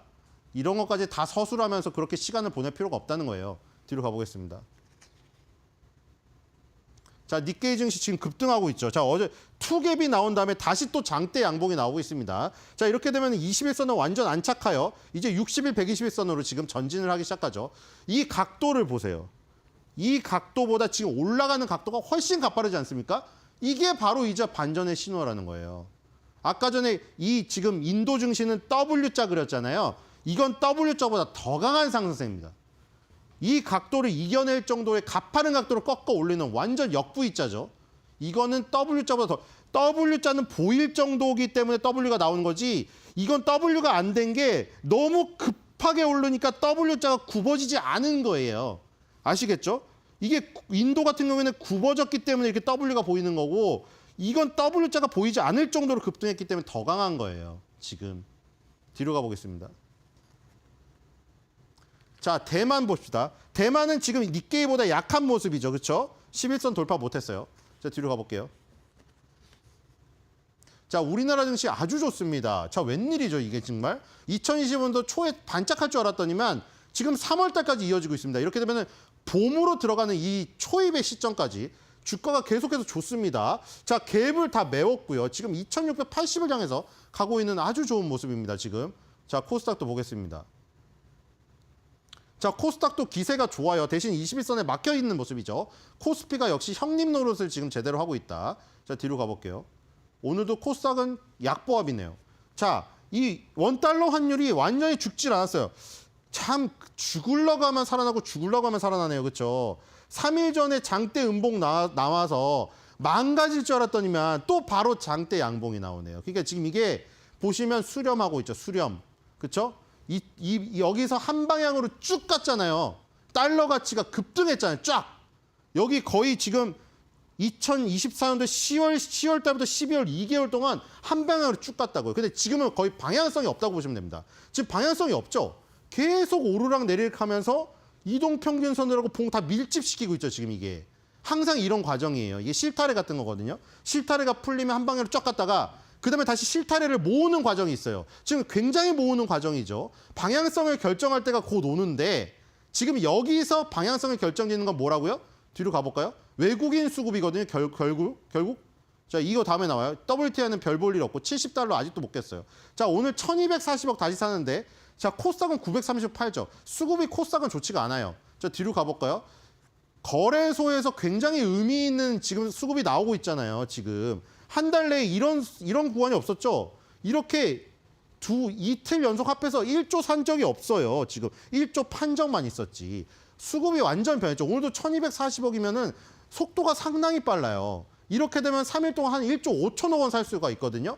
이렇게 되면 아까 그 수렴형이 밑으로 풀릴 가능성이 있는 거죠. 이제 달러 가치가 급락하면서. 저게 계속 쭉 이어지면은. 자, 여기서도 마찬가지죠. 외국인 수급이 들어온 거를 또 이제 기사를 써야 되기 때문에 외국인 수급이 왜 들어왔나를 분석하는데 투자자분들이 그걸 분석할 필요가 없어요. 내가 논문을 쓰지 않아서 필요가 없다니까요, 그게. 외국인 수급이 왜 들어왔나 그 이유를 몇 프로인지를 그걸 다 어떻게 알아요. 그냥 추정해서 몇 가지 이유를 대면서 써야죠. 그럴 필요가 없어요. 시간이 없고. 뒤로 가겠습니다. 그냥 외국인 수급이 들어와서 차트를 좋게 만들어내만 알면 돼요. 자, 미국 증시 보겠습니다. 지금 버크셔 해서웨이 B, JP모건 체이스, 비자 요거 3개만 플러스 났거든요.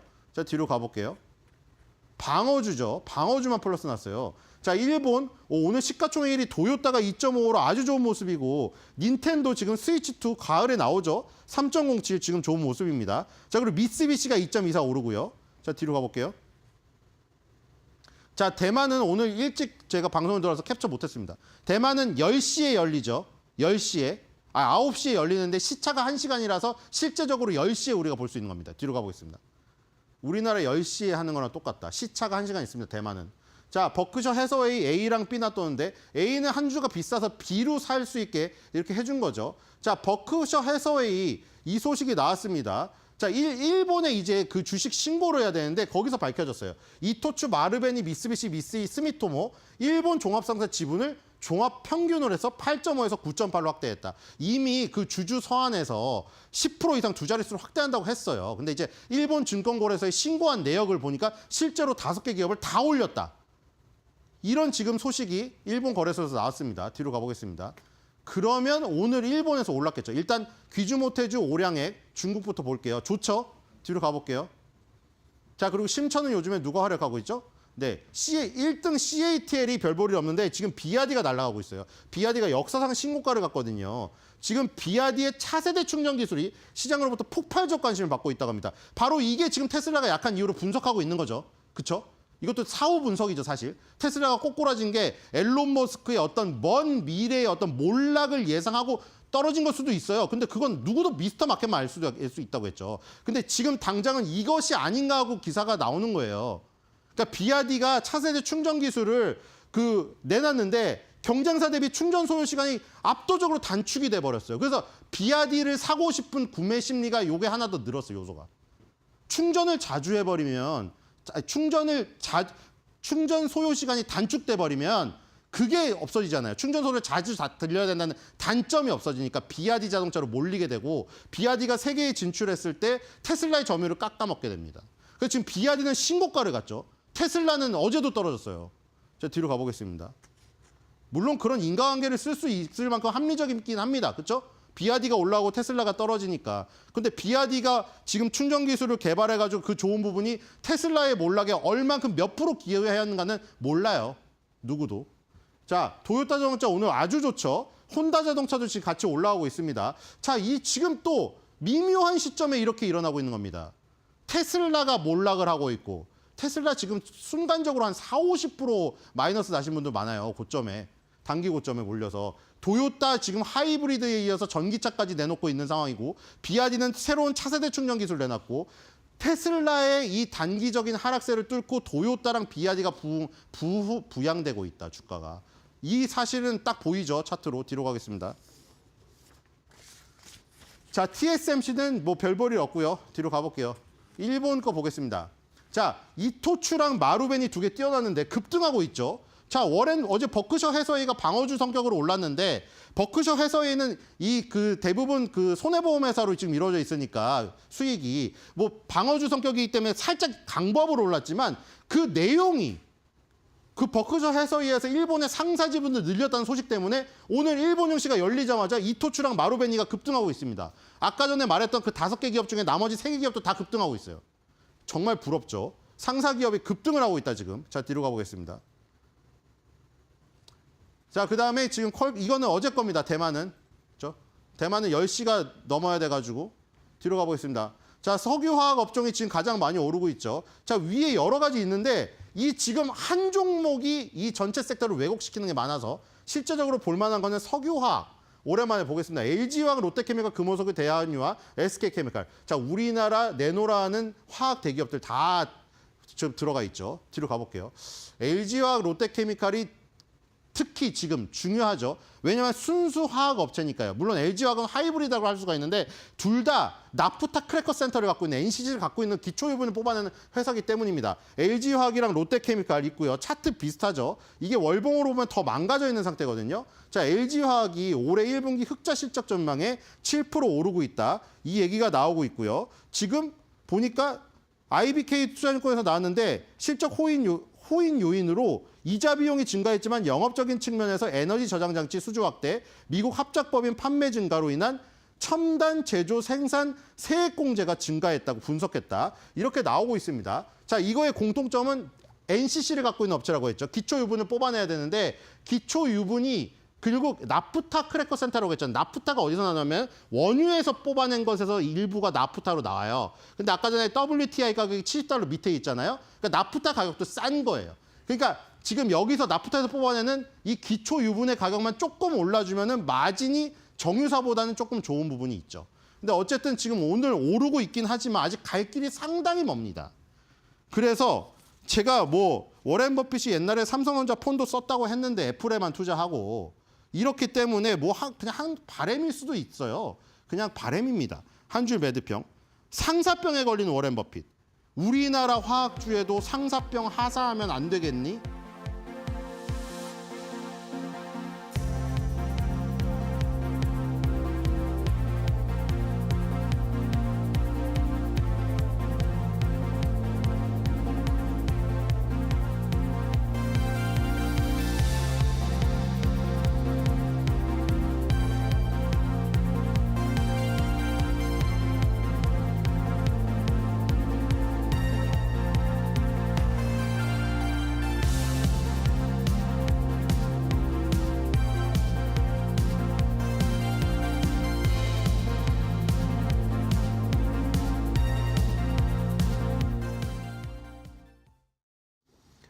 자, 마켓나우 2부 함께하고 계십니다. 우리 시장은 뭐 코스피는 삼성전자, SK하이닉스 힘을 받으면서 또 외국인이 현선물 오늘도 매수를 계속 이어가고 있거든요. 이러다 보니까 0.6% 정도 상승 탄력을 보여주고 있고 반면에 코스닥은 조금 외국인 매도가 나오면서 0.6% 하락세 740포인트 선에서 유지가 되고 있는 상황입니다.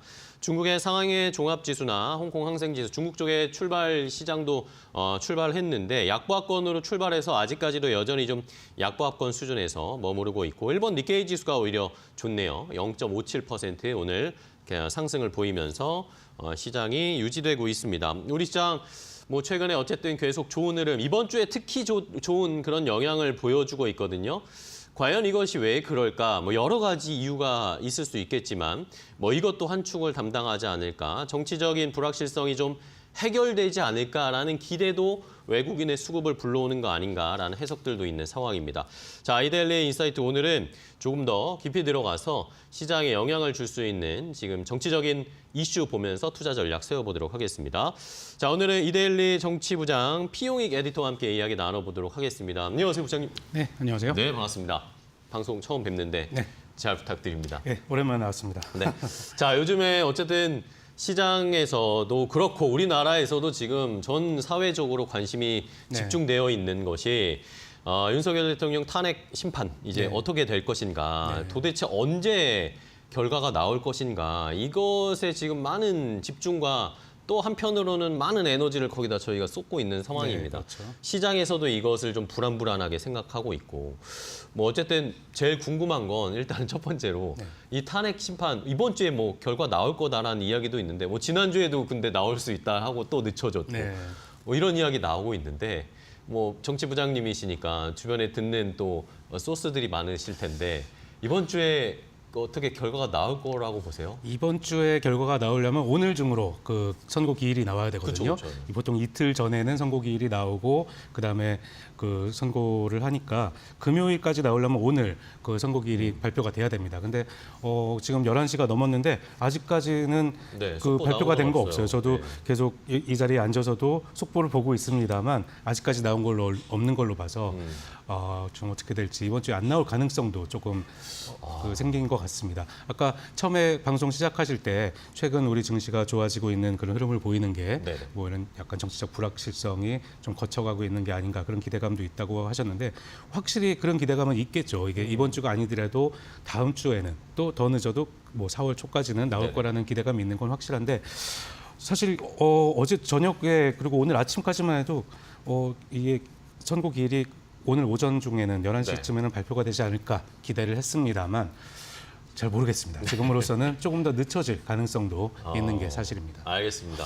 지금 뭐 아무도 알 수가 없습니다. 뭐 헌재 재판관들만 알고 있겠죠. 네. 근데 뭐 공식적으로 나온 이야기들이 없으니까 우리는 어쨌든 뉴스 보시면서 계속 흐름을 체크를 해야 되겠습니다. 아무래도 이러다 보니까 이제 시장에 뭐 전반적으로 외국인 수급이 들어오는 것도 있지만 이제 또 막 투자자분들도 여러 가능성들을 열어놓고 계신단 말입니다. 네. 뭐 윤석열 대통령이 탄핵이 인용이 될 경우 아니면 기각이나 각하가 나올 경우 이러면서 또 만약에 조기 대선이 펼쳐질 수 있는 가능성 뭐 여러 가지 생각을 해야 되는 상황인데 이러다 보니까 이 정치 관련 테마주들이 또 때마침 또 타이밍 맞게 주춤주춤하고 또 어떤 것 급등하고 급락하는 이런 모습이 나타나고 있어요. 네, 맞아요. 이게 정치 테마주가 이렇게 급등하고 급락하고 그런 그 좀 움직임을 보인 게 네. 사실은 작년 12월 3일에 그쵸, 예. 계엄 비상계엄 사태가 터진 직후 그 다음 날부터도 약간 정치 테마주가 움직이기 시작했습니다. 그쵸. 그리고 12월 14일에 그 탄핵 소추안이 국회를 통과하면서부터 약간 조기 대선 가능성이 네. 본격적으로 제기됐죠. 그러면서 정치 테마주가 굉장히 많이 움직였는데요. 간단히 말해서 정치 테마주라는 거는 유력 정치인이랑 관련이 있는 그런 종목을 뜻하는데요. 조기 대선 가능성이 계속 언급이 되면서 그런 주식들이 주가가 급등하고 또 그 다음 날은 또 급락하고 뭐 그런 움직임을 보였는데 그래도 작년 12월부터 지금까지 움직임을 보면은 대부분의 테마주는 상당히 많이 오른 상태라고 그렇죠. 볼 수 있습니다. 뭐 테마주의 주축을 이루는 분들을 보면은 대표적으로 이재명 더불어민주당 대표가 있을 네. 거고요. 한동훈 전 국민의힘 대표 그리고 안철수 국민의힘 의원이 있고 오세훈 서울시장, 뭐 김문수 그 고용노동부 장관 등 여야의 유력 후보나 잠룡들까지도 그러니까 관련주가 관심을 받으면서 주가가 급등하고 있습니다. 또 심지어 우원식 국회의장 네. 관련주도 있어요. 이분은 한 번도 대선에 뭐 도전한다든가 그쵸. 그런 네. 뉘앙스조차 풍기지를 않았는데도 이분이 어떤 기자회견을 한다든가 어떤 뭐 사진이 나온다든가 그러면은 관련주가 급등하는 모습을 보이기도 했습니다. 네. 자, 말씀해 주신 것처럼 뭐 유력 대선 후보군 출마를 할 것으로 보이는 아니면 또 국민들의 관심을 받는 그런 인물과 관련된 종목들이 움직임이 막 나타나고 있는데 뭐 이걸 찾는 것도 참 쉽진 않은 상황인데 시장에서는 그 기가 막히게 잘 찾으면서 네. 움직임을 나타냅니다. 맞습니다. 그런데 사실 이 테마주라고 하는 게 우리나라에서는 거의 네. 뭐 예를 들면 뭐 이재명 민주당 대표의 뭐 지인이 운영하는 회사다. 아니면 뭐 고향에 뭐 회사가 있다. 뭐 이런 식이잖아요. 그렇죠. 예. 사실 뭐 딱히 직접적인 연관은 찾아보기가 쉽지 않은 것 이 같습니다. 정치 테마주로 분류되는 종목들이랑 해당 정치인이랑 어떤 관계가 있느냐. 그 자세히 찾아보면은 사실 거의 관계가 없다고 보는 게 맞습니다.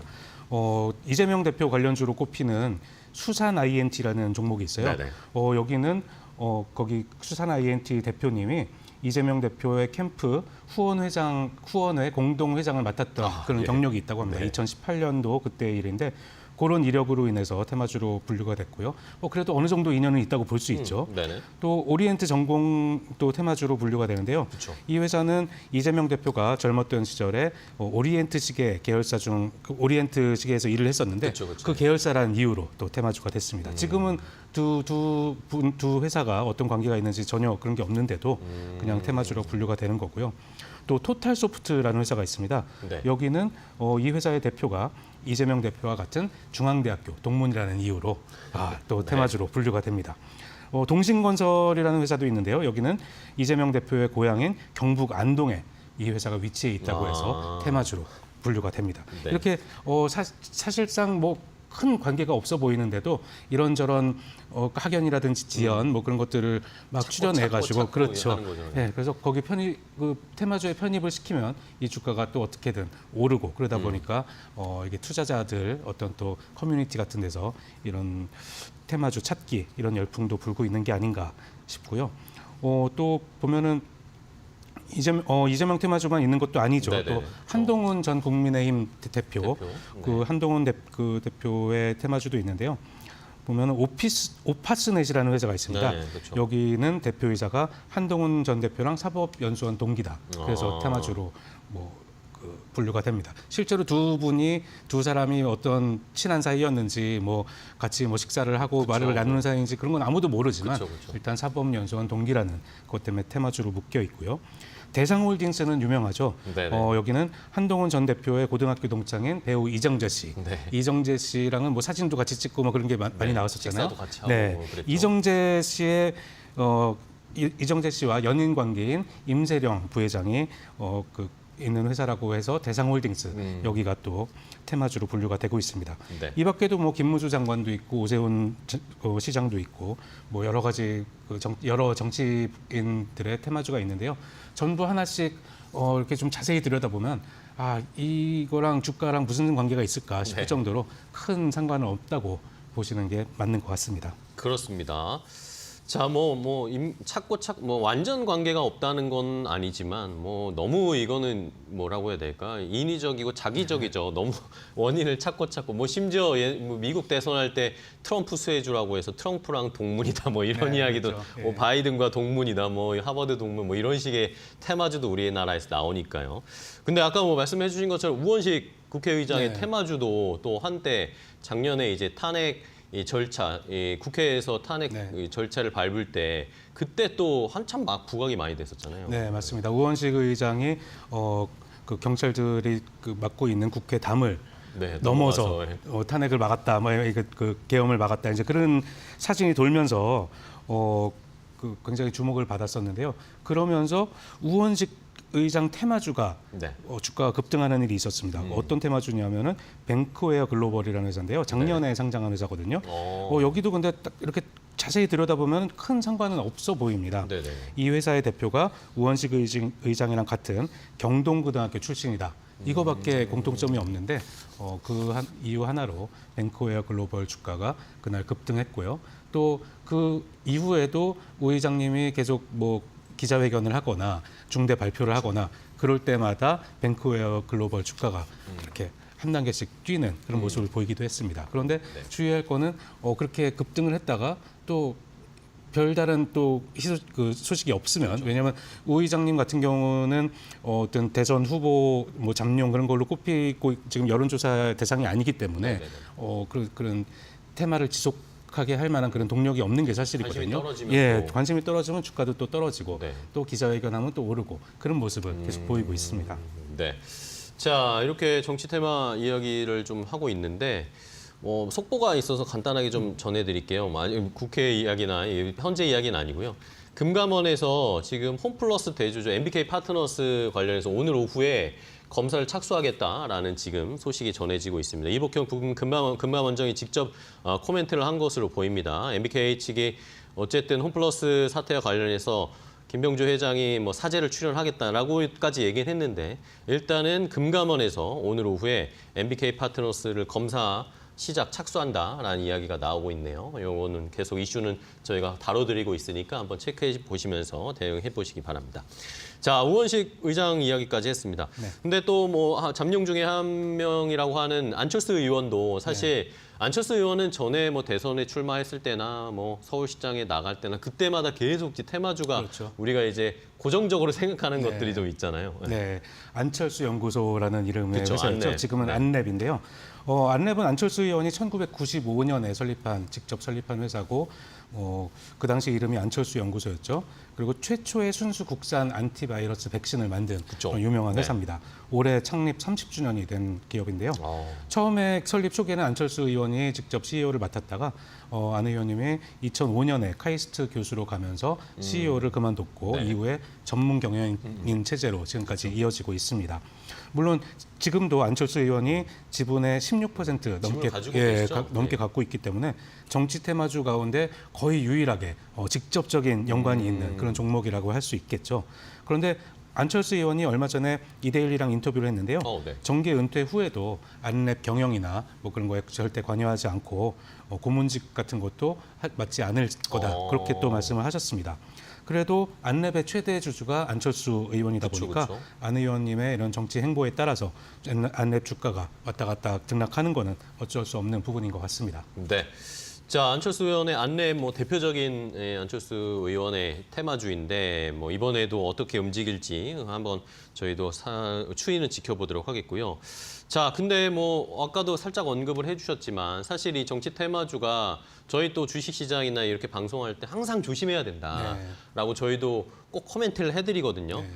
급등하기도 하지만 또 그만큼 급락의 가능성도 있고 이 정치라는 게 또 어떻게 될 줄을 모르잖아요. 이 사람이 실제로 출마할지 안 할지 아니면 대통령이나 국회의원이 될지 안 될지 이런 것들을 저희가 예측할 수가 없는 것이기 때문에 굉장히 좀 위험하기도 합니다. 예, 맞습니다.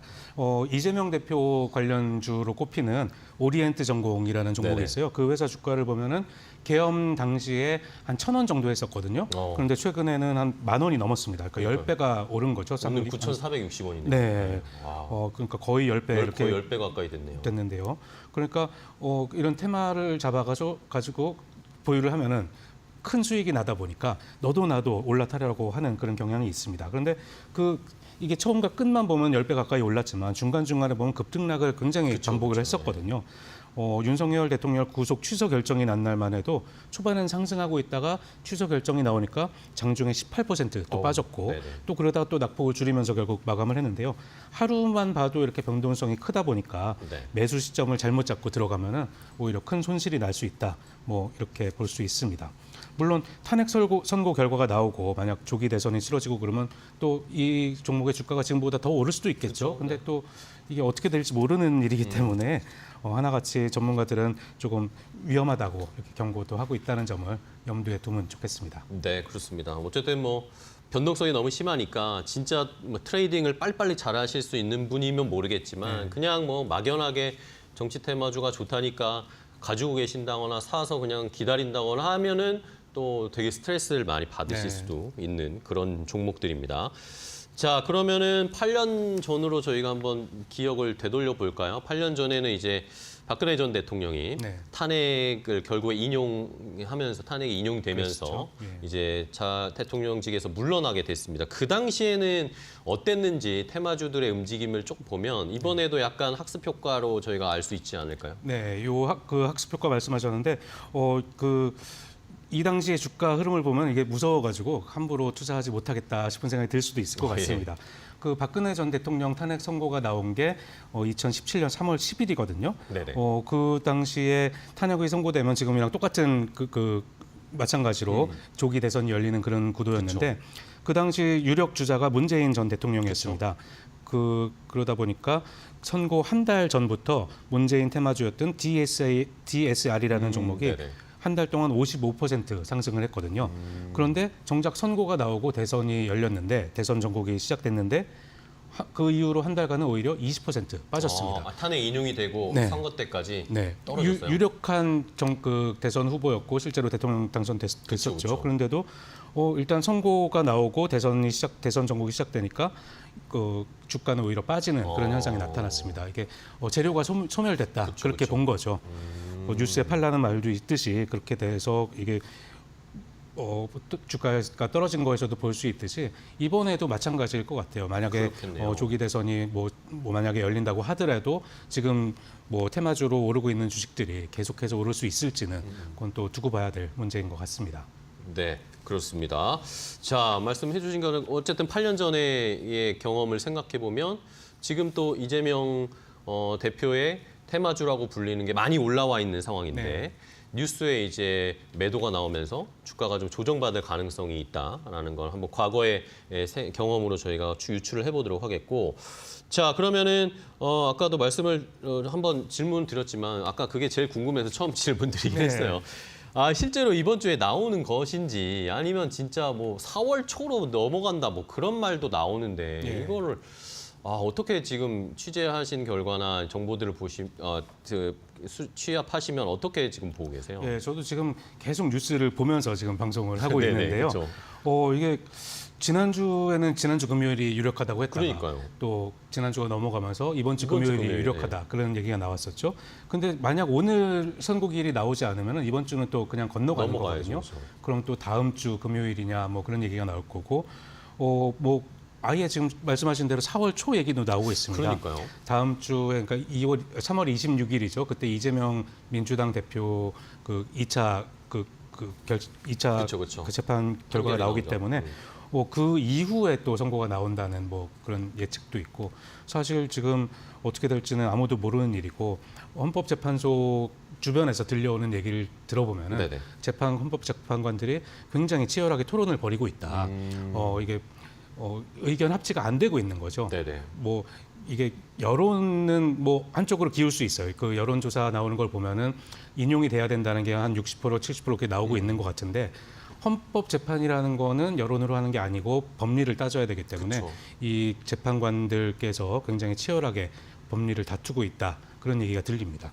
이게 그렇습니다. 안에서 막 그 평의를 하고 이렇게 뭐 토론을 하고 있으면 복도에 지나가면서 큰 소리가 들릴 정도로 치열하게 진짜요? 지금 토론을 하고 있다고 하는데 그렇다 보니까 이게 뭐 당연히 인용이 될 거다 생각하시는 분도 있고 아니야 이건 기각이 돼야 된다 생각하시는 분도 있을 텐데 네네. 이게 다들 그분들의 희망대로 되지 않고 정말 어떤 결과가 나올지 모르겠어요. 그래서 이 결과에 따라서는 뭐 굉장히 사회적으로 정치적으로 좀 혼란스러운 상황도 일어나겠지만 네네. 또 정치 테마주도 어떻게 또 움직일지 굉장히 또 관심 있게 지켜봐야 될 부분인 것 같습니다. 네. 자, 지금 뭐 여러 가지 이 이야기들이 나옵니다. 물론 다들 뭐 추측이고 예상이고 이런 것인데 말씀해 주신 것처럼 뭐 오늘 뭐 조금 있다라도 갑자기 뭐 이야기가 나와서 이번 주 금요일에 하겠다라는 결정이 나올 수도 있는 네, 거고. 그렇죠. 박근혜 전 대통령 그때 선고 기일을 보면은 이틀 전 오후 5시에 나왔거든요. 그러니까 오늘도 뭐 이따가 오후에 늦게 갑자기 그 선고 그쵸, 기일이 그쵸. 잡힐 수도 있습니다. 그렇습니다. 뭐 아니면 뭐 이번에 지금 혼란을 대비해서 하루 전에 뭐 말할 수도 있다. 네. 기일을 발표할 수도 있다는 얘기도 나오고 다음 주에 이재명 대표의 2심 항소심 이야기 때문에 또 그거랑 날짜를 맞출 거다. 뭐 여러 가지 네. 좀 이야기들이 나오고 있는 상황입니다.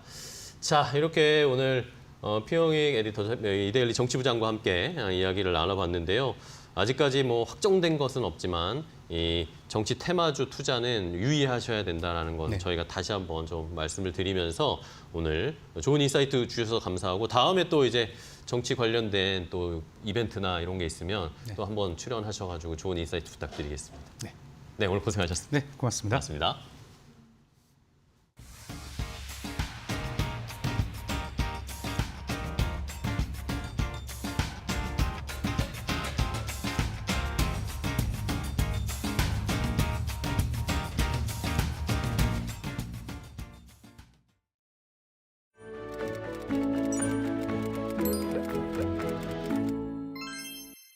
안녕하세요. 오늘은 서울에서 국내 기업 및 스타트업 개발자 100명을 대상으로 비공개 워크숍 빌더랩이 개최되는데요. 오픈 AI 넷 샘 올트먼 CEO와 고위 관계자들도 동행할 예정이라고 합니다. 특히 시기적으로도 딥시크 충격이 전 세계를 휩쓴 이후 이뤄진 방안이라 더욱 관심이 쏠리고 있습니다. 그래서 준비한 오늘의 경제 상식. AI의 발전 단계에 대해 설명해 드릴게요. 먼저 AI 발전 단계는 크게 세 가지로 나뉘는데요. 좁은 인공지능, 범용 인공지능, 그리고 초지능입니다. 그럼 하나씩 조금 더 자세히 설명해 드릴게요. 먼저 제한적 인공지능입니다. 현재 AI는 좁은 인공지능 단계에 머물러 있습니다. 이 AI는 특정 작업을 아주 잘 수행하지만 범용적인 사고 능력은 없죠. 예를 들어 아이폰의 시리와 같은 스마트폰 음성 비서, 유튜브 추천 알고리즘, 자율주행 시스템이 여기에 해당됩니다. 제한적 인공지능에는 문제 해결 능력이 범용적이지 않고 특정 작업만 할 수 있다는 한계가 있죠. 그렇다면 AI가 인간처럼 사고하고 스스로 학습하며 문제를 해결할 수 있다면 어떨까요? 이것이 바로 인공, 일반, 지능, AGI입니다. 범용 인공지능이 개발되면 AI가 단순한 도구를 넘어 다양한 분야에서 인간과 협력할 수 있도록 연구하고 있습니다. 챗 GPT, 알파고 등의 최신 버전이 범용 인공지능으로 이행되는 단계라는 평가를 받는데요. 샘 얼트먼은 올해 안에는 충분히 도달할 수 있다는 자신감을 내비치기도 했습니다. 그렇다면 초지능은 무엇일까요? AGI가 더 발전하면 결국 모든 분야에서 인간보다 뛰어난 초인공지능 단계에 도달할 수도 있습니다. 초인공지능은 상상할 수 없는 수준의 혁신을 가져올 수 있고 낙관하는 사람들은 AI가 인간을 대신해 불치병과 기후위기 등 거대한 난제들을 해결할 것으로 기대합니다. 하지만 동시에 윤리적 문제와 통제의 어려움도 따르기 때문에 신중한 접근이 필요합니다. 앞으로 AI가 가져올 변화, 여러분은 어떻게 생각하시나요? 앞으로의 인공지능의 발전과 관련한 투자 전략, 마켓나우이브에서 알려드릴게요. 행복한 하루, 평안한 하루 되세요.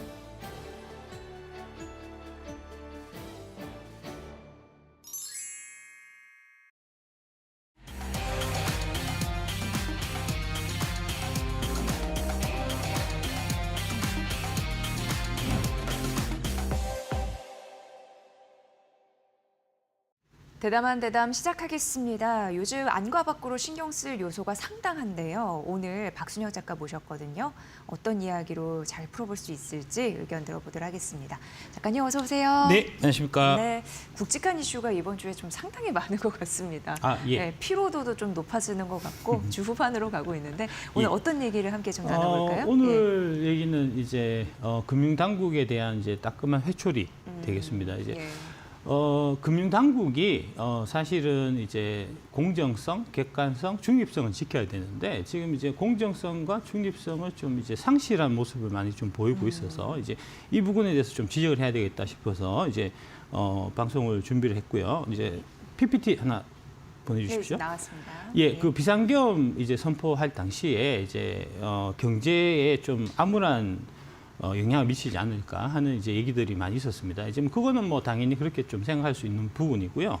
다음 장 한번 넘겨주시면, 네. 근데 이제 이때 무렵에 이제 이복형 금감원장이 탄핵이 예측 가능성 측면에서 굉장히 낮다. 이제 이런 얘기를 했는데 이거는 이제 금감원장이 정치적 중립을 명백히 위반한 발언이어서 좀 문제가 많다라고 보이고요. 그다음에 이제 이창용 한국은행 총재가 이제 최상목 권한대행이 헌법재판관 2명 임명한 거를 이제 지지한다. 이제 이게 그 해외 투자, 신평사 이런 쪽에서 이제 좋은 영향을 줄 거다는 얘기를 했는데 이것도 지금 한국은행 총재가 이제 정치적 발언을 하고 있는 거여서 이거는 좀 문제가 많은 좀 이제 그런 행동이다라는 말씀 좀 드리겠습니다. 다음 장 한번 넘겨주시면.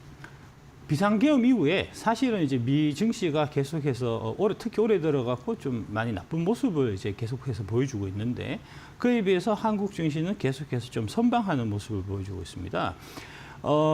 요게 이제 그 윤석열 대통령 이제 구속 취소되는 그 무렵에 그게 이제 금요일이었는데 금요일 날 이제 그 전날 목요일은 뉴욕 증시가 나스닥이 2.61% 폭락했음에도 불구하고 0.49%밖에 빠지지 않았기 때문에 대통령이 이제 그 복귀하는 이런 부분들이 오히려 이제 증시 쪽에는 그 가능성이 높아지면 증시에는 오히려 좀 이제 긍정적인 쪽으로 좀 이제 현재 작동하고 있는 이제 그런 현상들이 나타나고 있다는 얘기고요. 다음 장 한번 보여주시면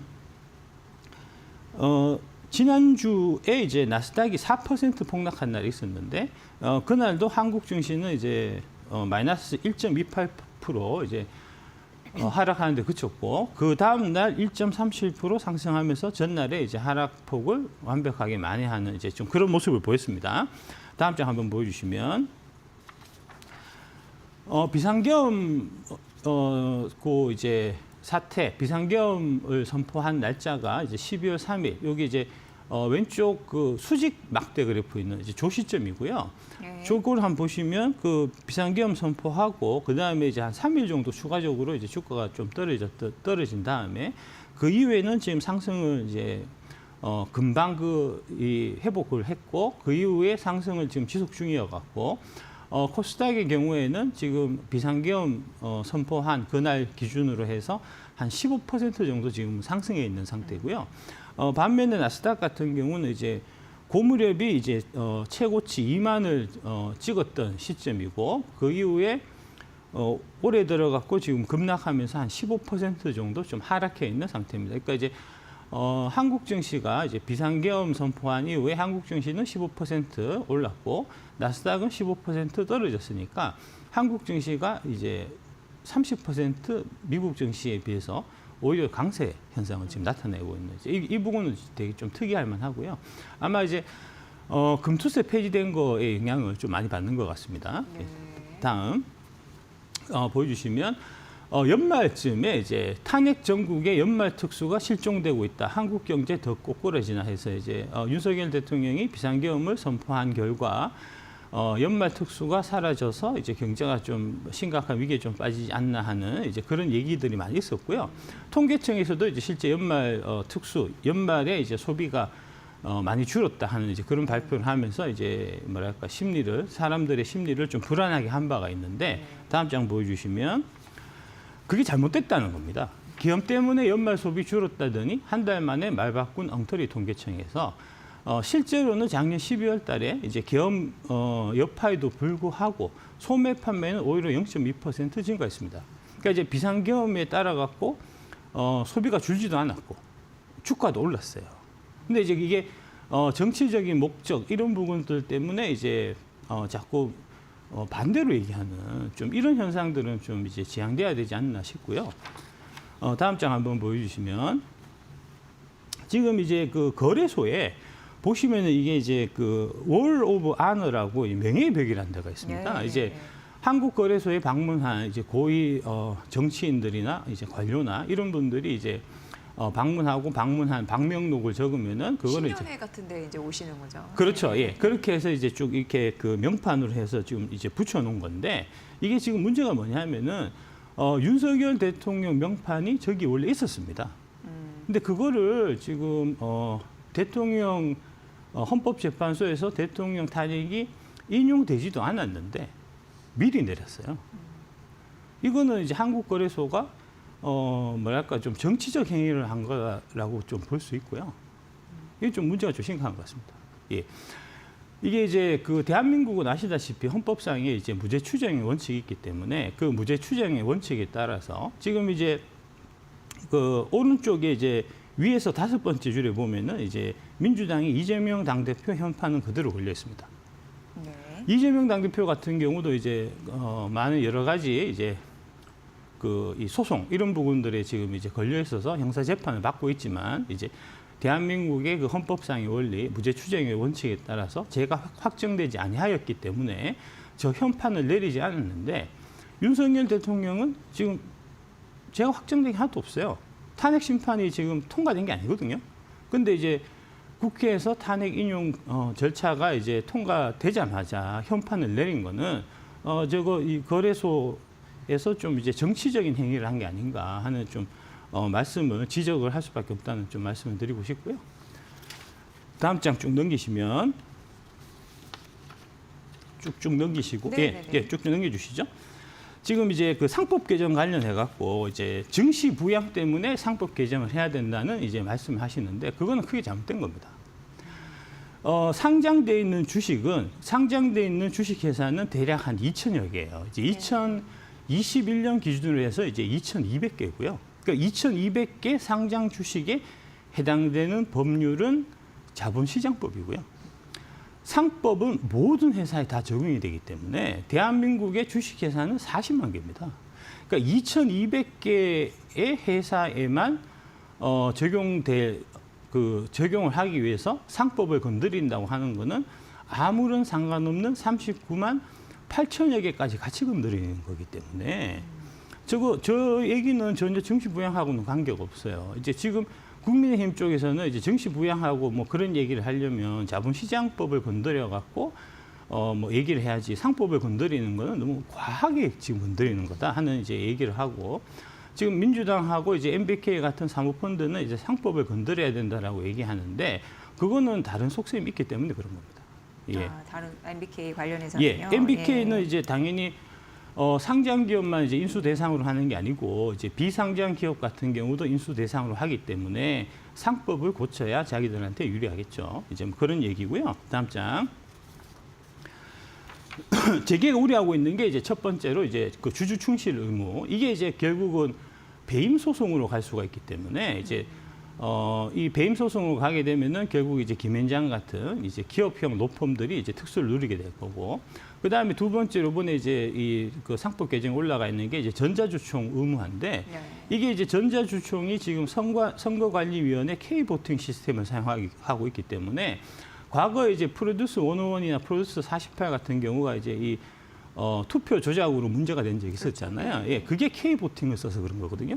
그러니까 이제 전자주총에도 그런 뭐랄까 이제 위험성이 있기 때문에 저게 전자주총으로 의무한다는 거는 기업 입장에서 보면은 이게 좀 두려운 좀 그런 상황이라는 이제 말씀을 이제 드리고요. 굉장히 민감하게 반응할 수밖에 없는 이유들. 그렇습니다. 예. 다음 장. 재계 입장에서 있는 예, 다음 거고. 장 보시면 이제 이게 이제 작년 24년 11월 12일 날 이제 헤럴드 경제 사설 내용인데 이재명 그 전장으로 보여주십시오. 예, 이재명 그 당 대표가 상법 개정보다 먼저 기업 배임죄 폐지를 해야 된다는 말씀을 하신 바가 있어요. 그러니까 지금 이제 재계 쪽에서 얘기도 주장도 그겁니다. 이제 상법을 고치려고 하면 그 이전에 배임죄를 먼저 건드려야 된다. 배임죄를 없애야 된다는 얘기를 이제 기업 산업계 쪽에서 계속해서 하고 있고요. 이 얘기는 이복현 금감원장도 작년에 동일하게 지속적으로 주장했던 내용입니다. 이제 이 배임 문제 때문에 배임죄가 있는 상태에서 상법이 개정이 되면은 기업들 이사들이 이제 이 각종 배임 소송 이런 부분 때문에 감옥에 간다든지 하는 문제가 생길 수가 있기 때문에 기업 경영을 심각하게 위축시킬 수 있다. 그래서 이제 이 부분하고 같이 봐야 된다는 얘기를 금감원장이 작년에 다 했었는데 지금은 이제 말을 싹 바꾸고 있어요. 이제 이재명 대표도 그렇고 금감원장도 그렇고 지금 말을 바꾸고 있거든요. 기업 배임죄 관련해서 전혀 손도 안 대고 상법만 개정하는 거는 그거는 뭐랄까 이제 산업자본에 비해서 금융자본한테만 이제 큰 무기를 하나 주는 거기 때문에 아주 좀 위험한 이제 그런 사항이라는 거고요. 다음 장 한번 보여주시면. 이게 그 얘기입니다. 이제 이복현 금감원장이 주요국 어디에도 없는 법, 특별배임죄 폐지해야 된다. 라는 말씀을 이제 작년 6월 달에 하셨는데 지금은 이제 이게 지금 배임죄도 폐지가 되지 않았는데 상법 개정안 통과를 안 하면 지금 이제 직을 걸고 반대하겠다 이제 이런 말씀을 하시고 계시는데 좀 너무 정치적이고요. 예, 그 다음에 이제 금감원장은 사실은 이제 금융감독의 역할이 있는 거지 제도는 금융위원장 소관이에요. 그러니까 이제 월권하고 있는 거여서 이것도 좀 심각한 문제라고 이제 아니 말씀드릴 수 없는 거고. 그 다음에 독일, 일본도 배임죄 있지만 한국은 적용 범위 넓고 가중처벌되고 있다. 이제 이게 국제적 기준 한번 비교를 해보시면 이제 지금 산업계에서 배임죄 문제를 좀 심각하게 보고 있는. 그 다음에 작년에 이제 이복현 원장이나 그 다음에 이재명 당대표께서도 이제 그 말씀하셨던 그 이유를 이제 여러분들이 이해하실 수가 있을 겁니다. 다음 장 한번 보여주시면. 지금 배임죄가 어떻게 되어 있냐면 형법상의 일반 배임, 그 다음에 업무상 배임의 경우에 5년 이하 징역 또는 10년 이하 징역으로 되어 있고요. 상법상의 특별 배임도 10년 이하 징역입니다. 그러니까 징역이 되게 길어요. 근데 미국, 영국의 경우에는 배임죄 규정은 없고요. 형법상에 이제 손해를 끼쳤을 때 이제 뭐 사기죄나 그 다음에 뭐 손해배상이나 이런 거를 좀 청구할 수 있을 뿐입니다. 반면에 독일 같은 경우에는 이제 배임죄가 있지만 이거는 타인의 재산상 이익을 꾀할 의무를 위반해 손해를 가했을 때만 해당이 되고 경영상 판단일 경우에는 면책됩니다. 네. 일본의 경우에도 손해를 가할 목적이 인정돼야 목적범위 돼야지 형사처벌이 되기 때문에 대한민국의 이 배임죄하고는 너무너무 차이가 많이 나고요. 이제 그 이복현 원장께서 이제 작년에 하셨던 말씀이 지금 대한민국의 배임죄는 이제 귀에 걸면 귀걸이, 코에 걸면 코걸이다 이런 말씀하셨는데 지금 이제 저런 것 때문에 그런 거고요. 저거부터 고쳐야 된다는 얘기고요. 다음 장 한번 보여주시면 이런 얘기하면은 이제 그 한국 기업 거버넌스 포럼이나 이런 쪽에서 이제 그거 너무 좀 과한 걱정을 하지 않냐. 이제 뭐 배임죄가 뭐 몇 명이나 걸리겠냐 말씀하시는데 여기 나오지만 29년부터 23년까지 매년 업무상 배임죄 신고 건수가 2,000건이 넘습니다. 예. 예. 이사들 입장에서는 이제 심각한 위협이고요. 다음 장. 최근에 이제 이 상법 개정 관련해서 결국은 이제 이게 MBK 문제를 좀 말씀 안 드릴 수가 없는데 이제 MBK가 고려안을 인수할 때 뭐부터 했냐면은 각종 배임부터 걸었어요. 그래서 이제 MBK가 최은봉 고려회장을 배임 혐의로 고소하고 하는 일들이 쭉 있었고 그 다음에 이제 1월 7일 날 고려안이 유증 발표했다가 처리했을 때 일반 주주들이 이제 이 관련해서 배임 소송을 건 바가 있습니다. 네. 이제 이게 상법이 개정되면 그러면은 앞으로 유상증자 할 때마다 이거 소송 걸려갖고 내가 배임죄로 감옥 가야 될지 말아야 될지 이거를 좀 걱정해야 되는 상황이 된다는 거니까 그러면 대한민국에서 앞으로 유상증자라는 제도는 사라지는 거나 마찬가지가 될 겁니다. 다음 장 한번 보여주시면 그러니까 이 얘기입니다. 지금 이제 삼성 SDI가 급하게 2조 원 유상증자를 발표를 했는데 이게 상법 개정하게 되면은 그 상법 개정되기 전에 이거를 이제 빨리 유상증자 안 하면 상법 개정되고 나서 유상증자를 발표하면 저런 식으로 소송이 들어와서 이사들이 감옥에 갈 수 있으니까 그 이전에 이 유상증자를 발표할 수밖에 없는 좀 그런 상황이 된 거고요. 여기에 대해서 지금 이제 금감원이 삼성 SDI 유상증자를 중점 심사 1호로 선정해서 심사를 하겠다고 하는데 이거는 월권입니다. 금감원은 이런 권한이 없어요. 이거는 민주주의 원칙에 심각하게 위배되는 겁니다. 금감원이 지금 유상증자 중점 심사 제도라는 제도 자체를 시행하는 거를 당장 중단해야 되고요. 금감원이라는 조직이 이렇게 이제 대한민국 기업의 생사 여탈권을 쥐고 흔들 만큼 민주적 정당성을 전혀 확보하고 있지 않은 이제 조직이라는 말씀을 드리지 않을 수 없습니다. 다음 장 한번 보여주시면 이 판국에 삼성 SDI 2조 원 관련해서 이제 유상증자를 해야 되냐 말아야 되냐 하는 판국에 중국 비아디는 유상증자로 8조 원대 실탄을 확보해서 그거 갖고 지금 열심히 공장을 짓고 있습니다.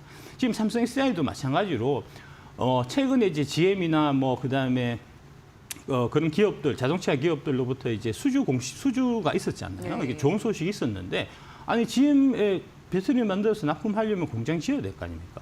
유상증자 못하게 하면 무슨 돈으로 공장을 짓죠? 아니 금감원이 대신 지어줄 겁니까? 이런 식으로 하면 대한민국 2차 전지 산업이 중국 2차 전지 산업을 절대 이길 수가 없어요. 다음 한번 보여주시면. 네. 성장 산업들이 걱정이 된다라는 말씀이시죠. 자금 그렇습니다. 조달이 어려워지니까. 예, 실제로 작년에 유상증자가 61%가 줄었습니다. 지금 이제 한국기업 거버넌스 포럼에서 얘기하는 게 유상증자를 많이 하기 때문에 대한민국 주가가 안 좋다고 하는데 그러면은 작년에 유상증자가 61% 줄었으니까 주가가 많이 올랐어야 될 거 아닙니까? 작년에 우리나라만 빠졌어요. 유상증자하고 주가하고는 아무런 상관이 없다는 사실이 그 데이터를 통해서도 명확히 드러나는 거고요. 그러니까 주가 부양을 위해서 유상증자를 금감원에서 컨트롤하겠다는 발상 자체가 대한민국의 이제 민주적 질서를 심하게 해치는 지금 발상이기 때문에 이거는 이제 시급히 시정돼야 되는 사항이다라는 말씀을 꼭 좀 드리겠습니다. 제가 이제 23년 9월달에 국회에 이제 토론회에 참석을 해서 무슨 얘기를 했냐면은 금융당국이 지금 대한민국 증시의 가장 큰 문제는 금융당국, 금감원과 한국거래소가 민주적 통제를 벗어나 있다는 사실이다라는 말씀을 드린 바가 있는데 이 국회를 포함한 각종 정부 기관의 경우에 주권자인 국민의 투표 등 정당한 권한 위임을 통해서 권력을 행사하는 반면에 금감원은 정부 기관도 아닙니다. 이거는 이제 무자본 특수법인이고요. 그다음에 이제 그 한국거래소는 그 증권사하고 자산운용사들이 이제 공동 각초해서 만든 그냥 민간 기업이에요. 주식회사예요. 네. 근데 이 기관들이 이런 민주적인 정당성이 없는 기관들이 대한민국 기업들의 생사 여탈권을 갖고 좌지우지하는 거는 이거는 민주적 정당성에 크게 위배되는 거고 마치 선거관리위원회하고 같은 시스템이라고 제가 말씀드릴 수 있겠습니다. 그러니까 이런 부분은 반드시 고쳐야 되겠다 하는 말씀드리고요. 다음 장 한번 또 넘겨주시면 마지막으로 그래서 이제 그 다음 장 보시면 이제 매경 이코노미에서 그 유상증자 중점 심사 제도 관련해서 시끌시끌하다. 금감원 설명에도 기업들은 이번 조치가 사실상 유상증자 허가제로 가능할 가능성. 실제로 지금 유상증자 허가제를 하고 있는 겁니다. 아니 금감원이 무슨 권한으로 유상증자를 허가하고 말고를 할 수 있습니까? 그냥 그 유상증자 그 이제 서류에 글자가 제대로 잘 기재되어 있는지 그 안에 이제 뭐랄까 내용 확인을 내용만 네, 확인하면 되지 이제 오탈자나 그냥 보면 되지. 아니 금감원이 가서 이제 삼성 SDI는 이 회사는 유상증자에서 이제 2조 원 투자하면 기업 가치가 늘어날 수 있으니까 통과.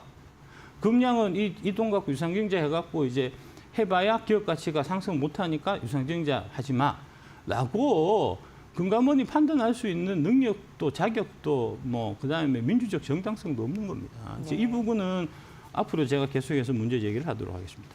네. 정말 그 뭐랄까 그 삼성 SDI의 최주선 사장이 이런 얘기하네요. 유상증자 인내심 갖고 응원해달라고 주주들에게 호소하는 최근에 그런 이슈도 있는데 좀 생각해 볼 만한 그런 이슈인 것 같습니다. 제 입장에서는 어쨌든 성장하려고 하면 자금 조달이 필요한데 그 창구를 막는 게 과연 정당한가에 대한 의견을 말씀을 해주셨네요. 자, 오늘 박순혁 작가와 대담한 의견 들어봤습니다. 여러분도 잘 참고해 보시면 될 것 같습니다. 잘 들었습니다. 네, 감사합니다.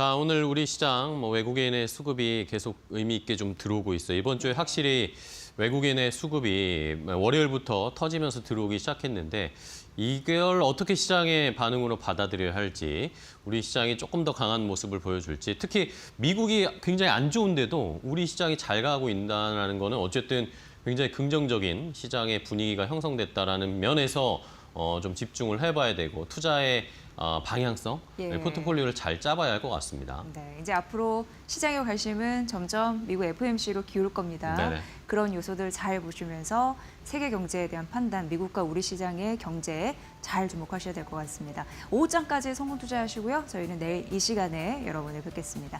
함께해 주신 여러분 고맙습니다. 고맙습니다.